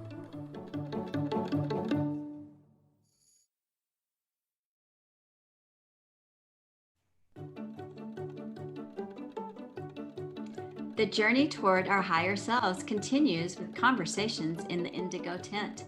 Join us on the adventure. Okay. Welcome to the tent, Wendy. Hey, Zella. Welcome to you too. So good to see you here. Definitely. How is your world? My world is quite the world. I acquired a new little family member, a four-legged version, and it was quite insightful in that the little puppy requires lots of training and attention and consistency, which is delightfully, surprisingly related to my New Year's theme of thinking about thinking about priorities in the sense of being consistent and all of that. And so, yeah, I'm learning also to prioritize consistency for the darling little puppy. And what type of dog is he? He is a Shiba Inu, which is essentially a smaller version of an Akita, which we used to have. And it was an Akita originally came about to be a guard dog at temples and palaces in Japan. Yeah, a guard dog, and I'm told that their companion dog that they'll watch over the baby in the household. I like that. The Shibas, on the other hand, the reading I've been doing is they look very similar to the Akita, but they're much smaller. So they're about 20 pounds max. But then they were more like bird hunters or hunting dogs. Oh, okay. So I guess that means they need a little more exercise. Which we're working on trying to help him appreciate the harness. Uh-huh. Because, leash laws and all. Yeah. And he's not quite there yet. No. And what is his name? Decided to call him, well, okay, so there's a little story behind naming. My sons both are Avatar, the Last Airbender fans, which if you know anything about the show, it's, they're fictitious four nations that have certain skills for working with the elements, not unlike Chinese medicine. But there's air benders, water benders, fire benders, and earth benders. Anyway, they love the show. And so, since we're getting a Japanese dog, they wanted to have an Avatar name. And they were thinking Appa first, which was the flying bison that the Avatar would ride. I was like, well, anyway, long story short, one of the other words or terms from within the show and others is sensei, which means teacher or mentor. And I thought, well, yes, in its own way, this little dog has a lot to teach me. There you go. And back to the consistency. About myself and itself. Yeah. I love it. So there we are. There we are. Well, I have, you mentioned one of your New Year's themes. So one of my New Year's themes is to truly embrace the Yoga Sutras that were written by Patanjali thousands and thousands of years ago, a wise sage who lived in India. And within the Yoga Sutras, there's the yamas and the niyamas, which is equivalent to the 10 Commandments in the Judaic law and the Old Testament. And so A reoccurring theme. it is. And don't most religions have some type of code of conduct? Absolutely. That is the whole basis of culture, is that there's an agreed upon of sorts system of behavior Right. for living together as a community. That's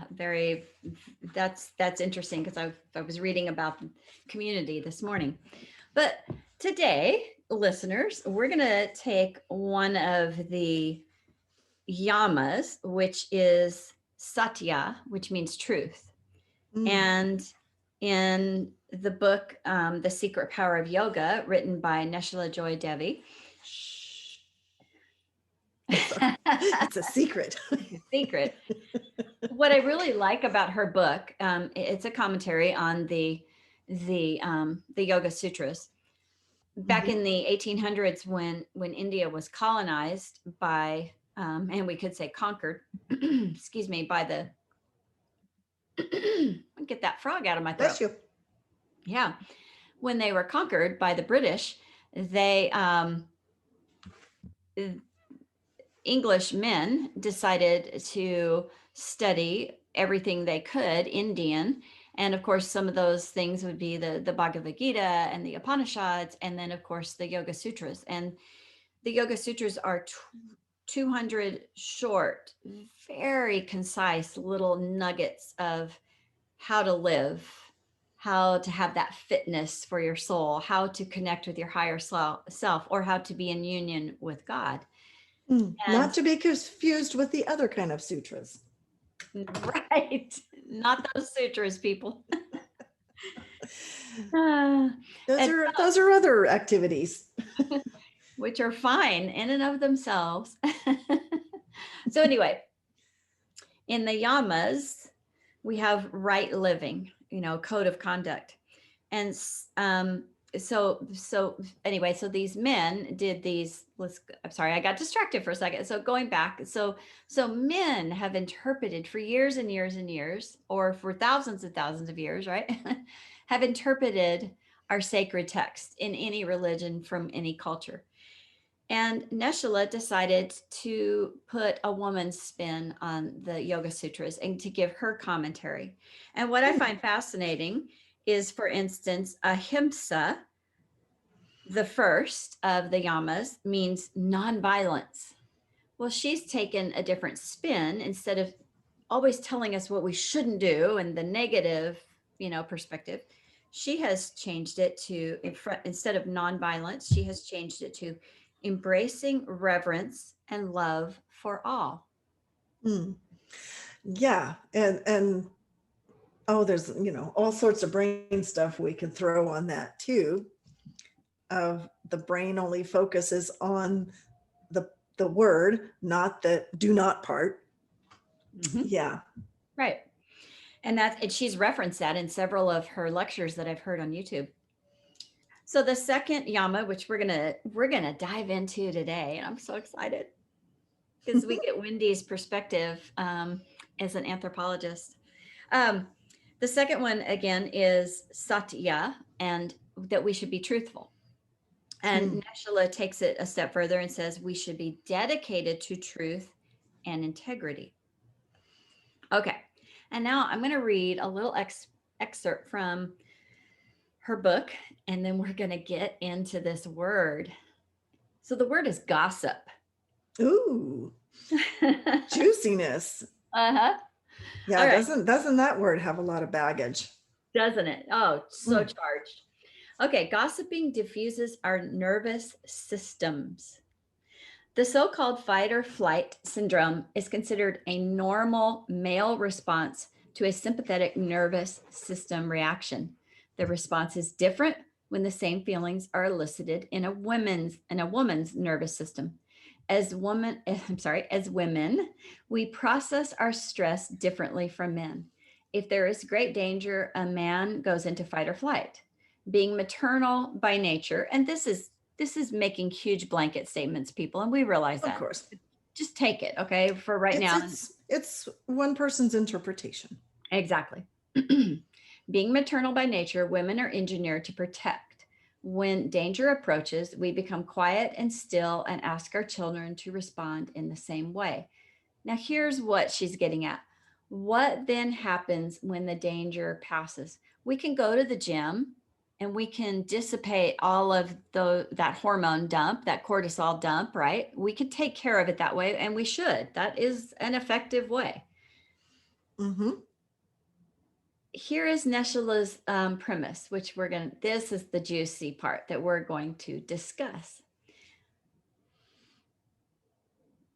Women tend to find comfort in sharing and expressing feelings with others. If this is not done, our feelings burrow deep within. Sadly, this normal instinct to freeze and withdraw often leads us to depression. A woman's more verbal response to emotionally charged events has been misunderstood and criticized for ages. The now derogatory term gossip originally meant to see God or God parent. Gossiping actually started as an alarm system. Women hanging clothes to dry would pass on news of the town, warnings, or any unpleasant experiences, especially with abusive men. They would whisper these messages, hoping to avail others to peril. When the men found out their names were being dragged through the mud, or in this case, the clean sheets, they decreed, what? I was going to say, talk about airing out your dirty laundry. Yeah. So these men decreed a severe punishment for anyone gossiping. Okay, so much to unpack. Wow. Yeah. And so, while we were talking about this, of course, I love learning about words and how they came to be what they are. And so I looked up the etymology of the word gossip. Would you like to hear it? Oh, do tell. Oh, please. Gossip with me. Okay, so it says it's from Old English, and the origin was God sib. So I'm thinking like sibling. It was connected to godfather, godmother, baptismal sponsor, which in that time was that person that was there to help you on your way and after you were baptized, to help you on the path toward God. And what time frame are we talking about? Well, it says Old English. Okay, so 17th earlier, I would imagine as the different religions have progressed, that there's always been something like that because of the mortality rate of life at that point, right? So we're talking Dark Ages, Middle Ages. Yes, 15th, 16th, 17th century. Okay, maybe even sooner though. I mean, and could be earlier, yes. Yeah. Right. Yeah, because people were so afraid of dying because it happened all the time. It's not that they were afraid of dying. They were afraid of damnation and hell. And so they wanted all the help they could get, right? That, and then you also wanted to make sure you had someone designated to help raise your family Oh, if you were, you know, gone. you didn't make it, Yeah. which happened a lot. Okay, got it. And so the whole idea of godfather and godmother were those people that basically agreed to take care of your child if you the parent died. Got it. And then we have all those fairy tales about the evil stepmother. Hmm. Oh, that's a Right. whole nother discussion, but Yeah. so and as the etymology goes on, it's literally a person related to one in God or from Mm. God. Mhm. A god sib, a relative, right? So And then it could be taking Mhm. what Neshula said, to see God. Gossip Yeah, originally, the root of it, Latin, was to see God, right? right, because it's you're seeing and you're relating each other within the sense of being a godlike person or trying to achieve um, your best highest self, right? Mhm. So then from Middle English, I guess moving on from Old English, the sense was that this is a close friend with one with whom one gossips, hence a person who gossips. And interestingly there, it was like, was this friend and your conversations helping you on your path? So then now I'm really curious, how in the world did it get so flipped? Mhm. Right. So let's talk And about the roles of men and women. yeah, and so, well, but I think, and before we jump into that one, I was thinking of how you and I uh, work through, like, life Mhm. with each other, right? Where it's things that just happen, and on one level it may sound, oh yeah, we're just gossiping or we're venting, but I'd like to think that the way that we are talking is we're verbalizing, hence that female venting. We're verbalizing those feelings so that we can understand them from a little bit of a emotional distance, so that we can then help each other gain a higher perspective about those feelings and Mhm. about, yeah, all these emotions that keep attacking us. Right. And so that they don't burrow deep, lay dormant, and become a seed for depression or anxiety. Or many, essentially all the different diseases or conditions, they get trapped in our body and then they become a physical entity or a Mhm. physical disease. Mhm. A physical manifestation. Hmm. Yeah. Right. And so it's, thinking about it from that perspective, now we can jump into the men and women thing. But as we women who want to support each other in developing our higher selves to becoming the best that we can be, then it is an incredible process, and it's not for the faint of heart either, hence the whole fitness for your soul. Mhm. It takes a lot of courage to be able to allow yourself to feel sort of inhuman or subpar so that you can get to that next place up. Right. To Now, examine where you have an area that needs work, that needs help, that needs fine tuning. hmm yeah, it's a funny juxtaposition, right? We're here on earth to become better people, but yet we we scold ourselves for not being already perfect. Mhm. We do. We do. And we And address that in the course that we're currently finishing up, editing, getting ready to publish. mm, We talk a great deal about that, that we're so hard on ourselves.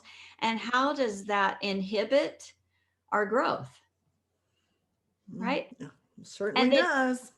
if you see yourself as a gossip, maybe take a step back. Are you speaking about other people maliciously? Or are you truly trying to work out something? Because when the word changed, and now it has such a different connotation. Um, so let's talk about men and women's roles, and then we can talk about our current view of the word gossip. Hmm. Yeah. So if you look back, in various cultures, there have been lots of ways that we divide up the roles or the functions of each gender in society. There's, just think about it, for efficiency's sake, it made more sense to have a division of labor because then you knew what you were supposed to be doing, right? It was more at that point about survival, Right. and it wasn't about this or that. I think as we got away, right? Okay, so here's this juxtaposition again. We have to be willing to see ourselves as a work in progress, but yet we expect ourselves to be already perfect. Mhm. And so you could imagine how that would lead to, well, everybody else is imperfect but me because I'm supposed to be perfect, right? Mhm. Um, and now I'm thinking, well, if maybe that's how it started getting turned around, this word gossip, was if we were talking, if we were just sharing our struggles, but then it became this way of so putting yourself higher up than another person. Mhm. So go Now back. we're only going to share the negative struggles of everyone else and not ourselves. Right. So go back and talk about men versus women, men having um, insecurities about the fact that women can give birth. Mm. Yeah, that's another really intriguing area when we think about this division of roles, right? Women have the ability to give birth. And in many ways, that ability is seen as this little baby, this child, this soul is coming directly from God. Wow, what an amazing ability to bless you. Oh, Thank I see some silent sneezes.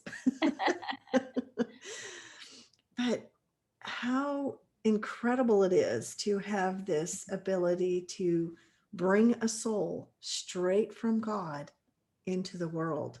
Mhm. And I can imagine that over time in various cultures that men found that a bit something to envy in a sense, And to be intimidated by. and to be intimidated by. Yes, it's like, how is it these women can have this direct connection to God in that sense, bringing a soul into life, and that would be, yeah, that would be like a really intimidating factor. And so instead of recognizing their own role in life and their own ability to create a connection with God, they said, well, let's put ourselves up by putting the other down. Mhm. And so I could see a natural progression of, well, if men are busy putting themselves into a sense of power and squashing the power that's innately, divinely within women, then yeah, of course we're gonna like everything they do must be bad because Right. and then you have that interpretation. Ooh, it just occurred to me. Another point to the men was that this interpretation, well, who was the one in the Garden of Eden that took that bite? Yes. Oh, it's all Eve's fault. Well, let's she just, the first sinner, right? Mm-hmm. Yeah. Now, what about this perspective? I look at it now. Of course, this is Wendy's thoughts, not any scripture, but what if for us to actually progress here on earth and to be able to expand our families and that whole, what if we had to take that bite of the apple to be able to get to the next step Mm. in our eternal progression, In our evolution. in our evolution? So then who was willing to do that first? Who could see the bigger picture? Women. Right. So again, it's about perspective. Now, I'm sure all those answers we'll find out once we get To back the other side. to the other side. Yes. I And, love it. yeah, but it's like, again, it's about how do we spin the story? Mm-hmm. And they're going back to the gossiping. How are we spinning the story? Are we spinning the story to boost ourselves up and the other people down? Or are we spinning our stories to build all of us up? And then that goes to the oh, that makes me think of the next yama, which is basically like in the Ten Commandments, don't covet, right? So if we covet what other people have, aren't we really saying, no, we're not sure that God is so generous that there's abundance for all? There's an equal playing field. The spiritual path to God is good for not only men and women, black or white, rich or poor, spiritual being, spiritually aware type of person, spiritually unaware type of person. We are all on some path to our higher self. But Yes. then you have all these divisions like, oh, well, your denomination. I've literally been told, well, you can't really be a Christian because you're a Catholic. Like, well, wait a minute. What? Yes. Yeah. So And I've been told my God's some different God than their God. I'm like, wait, what? so then that brings a whole new perspective to this idea of gossip being a God seer, and that we're all in community together as fellow human beings here on this planet to promote, encourage, and love one another as we progress to our higher self. And if I put you in a box, or I put you in play, and I'm going to put him in his place, or her in her place by calling her a gossip, and then I'm saying, nope, you're not worthy of this spiritual path that I'm on. I'm over here, you're down here, because you're a gossip. And I'm not a gossip. So I'm higher elevated than you. Wow. Yeah. Yeah. And going back to the author's description of this whole piece was that men and women, yeah, we process our stress differently. Right. Men are by nature, they're wired to be hunters and singularly focused because that was necessary for survival. Right. Right. And so it makes sense that they need to be more physical and channel that energy. Now, we're physical too as females. But when we get, all the thoughts in our heads about protectiveness for our families and children and loyalty and maternalness and and coping and we just have probably a thousand emotions going on all at once. And so, and I saw this actually played out in my parents' relationships Uh, in a different way. Um, kind of reversed roles. My dad was more of a thinker and a talker. He liked to have intellectual conversations. My mom was just, I got to do stuff. right. And so they never quite connected because they were each approaching life differently. Not that one was better or worse, Mhm. but for men who are typically, much more active stress responders. And we say the word typically because we realize there's all different personalities within the roles of, within genders. So, Sure. It's just, yes, we're doing the cultural stereotype. right. Um, women tend to be more communicative because we need to think and analyze or just, we just process emotions verbally, Mhm. I guess, more so. And so, yeah, I would see it totally makes sense. Like we're not even communicating in the same language. So of course men are like, what in the world are they over here doing? They could just resolve this by doing that. But we're like, no, we've got to, find our meandering pathway to get to an answer. Mhm. And that just took too long. Yes. And so it's like, of course, when you don't understand something, okay, here's a good one. When you don't understand, you reject. Absolutely. I see it all the time. We all see it, especially in our current political climate. With Yes. what our nation is going through with the recent election. If we don't understand it, we just reject it. It must be bad if it's not our idea.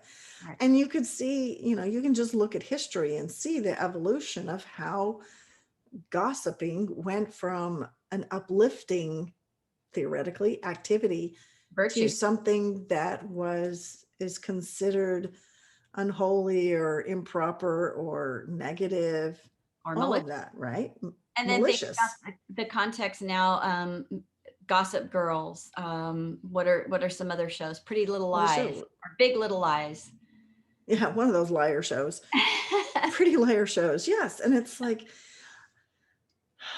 what is it? It's like the young adult or high school soap opera type shows Yeah. where all you see are the maliciousness. Oh, Mean Girls and all that whole scene. And think about it. Why would you be mean to another person unless you Don't are trying understand. to And you're cover up rejecting them. something in yourself? Oh, say that again. Say that again. Why would you be mean to others unless you're trying to cover up something in yourself? Mm-hmm. And then what we said earlier, if you don't understand it, you just reject it. Yeah. Lots of different ways of why we end up being mean to one another. Yeah. It is just so intriguing how we took gossip as something that meant a person related to another in God, Mm-hmm. a To see godlike relationship. Right, to see God.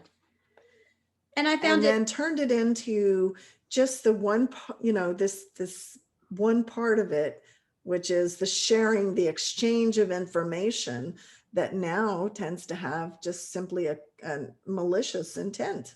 Mm-hmm. And then let's go back. Let's go back, several hundred years, and let's pretend that you and I are hanging out close and where do you want to be? Italy or Germany? We're airing our own dirty laundry. So I would pick Italy. What country would you pick? Yeah, I'm thinking the Tuscan area sounds pretty good. Okay, so we're hanging out the sheets and we you're telling me how your husband's abusive, and we're trying to come up with a plan, and we're trying to figure out how we're going to protect you and your kids.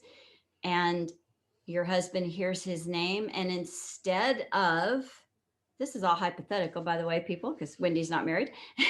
That's why I chose you. Nor do I live in Tuscany. All right.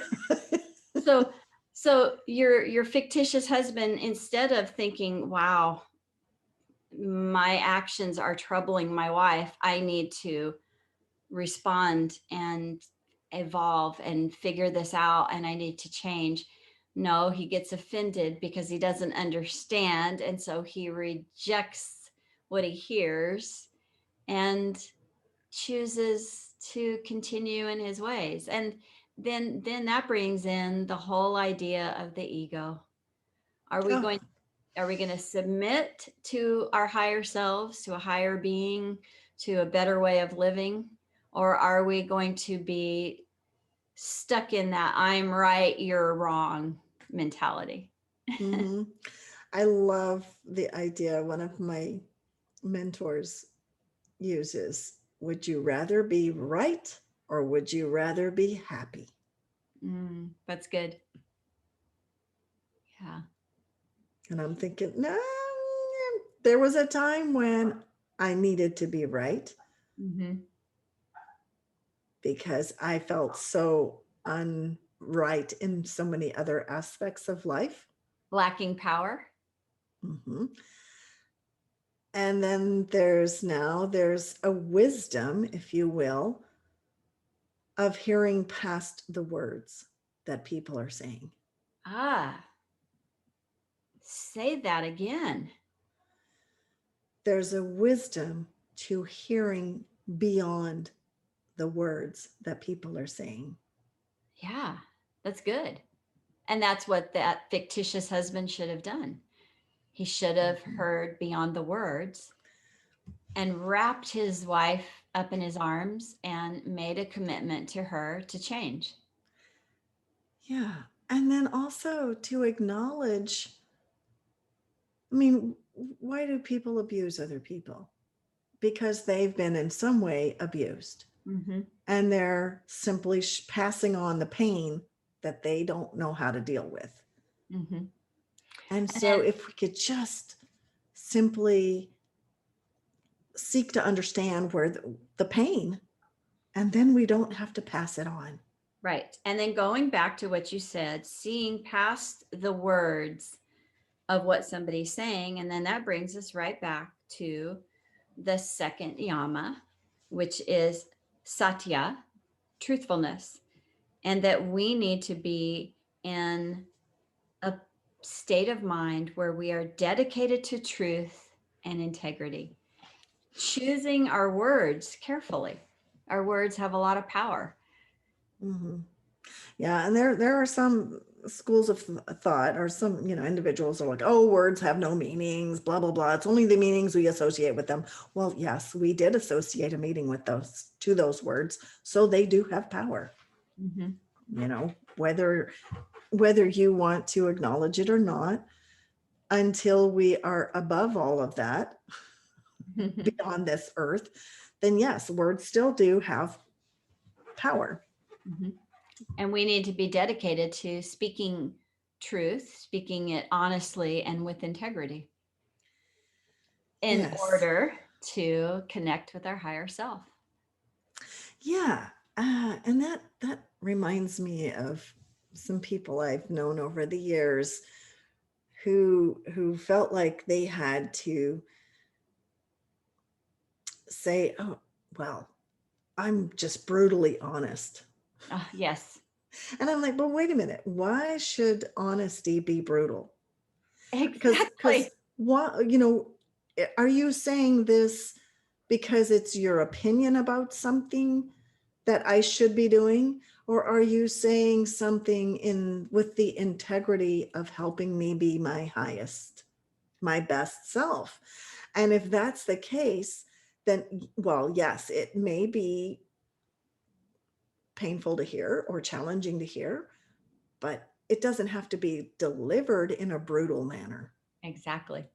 And then timing is everything. And Neshula talks about this. It's interesting that you use that as an example because, well, her story is if your friend comes out in this new dress they've just purchased and it's about 5 minutes before a big event, and that dress is not a good choice in your opinion, but are you going to tell them that right then and undermine them, pull the rug out from under them when they're about to go out and speak to 500 people? No, choose your timing, right? Maybe the next day, if it comes up in a gentle way, say, you know, maybe that's not the right dress for you after all, but not right then. So I think instead of being brutally honest, it isn't just about how you say it, but it's also when you say it, interpreting And the yeah, time and the space and what that person's about to experience is what I'm getting at. yeah. And why And you're why. saying it. Yeah, What why? compels you? Is that your job? Is that your role? Mhm. Did your friend ask you about that dress? Right. Maybe, yeah. Play And- the scenario a different way. right. Did she want that feedback?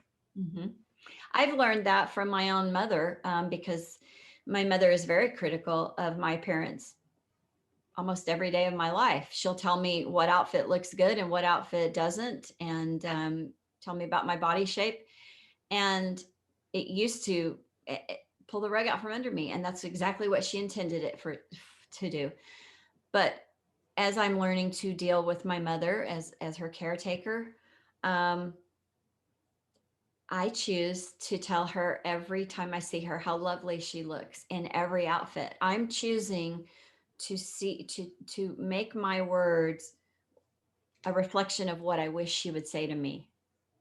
I wish she would see me instead of picking apart the clothes I'm wearing or the 5 pounds I've gained. Thanks, And so, COVID. yeah. So I'm just applying her my words as what I wish would happen. I'm speaking them in honesty and in love. Yes. And it that I can tell you, listeners, has helped my relationship with my mother in the past few years. Single-handedly, the most important, effective thing that I've done is just choosing my words back to her, seeing beyond when she says something unkind. I'm seeing past her words. I'm seeing the circumstance. She's just an unhappy woman, and I can't change that, but I can change how I see and speak and think about her. Yes. That's her pattern of behavior and coping. It does not have to become our own. Right. Well, with that, I Wow. think, So a moment with your higher self. Yes. yeah, we have some things that we will put in the show notes to definitely steer you towards looking at words that you speak in your own life. Yeah. And in a nutshell, let's challenge you listeners and ourselves every time, or think about this. When we have a conversation with someone, are we having a God sib conversation or are we having a gossip conversation? Love it. That's perfect. And That we'd is love to hear your comments. that was really, really good, Wendy. I enjoyed that. Are you having a God sib moment or a conversation or a gossip conversation? I just wanted to say that again because that is what we're trying to convey in this podcast. Yeah. Use your words, think about them. Speak your truth with integrity and honesty. And support all of us in the journey to our higher self. Yeah. All right. See y'all next time in the tent. Absolutely. Bye. Bye-bye. Y'all come back now.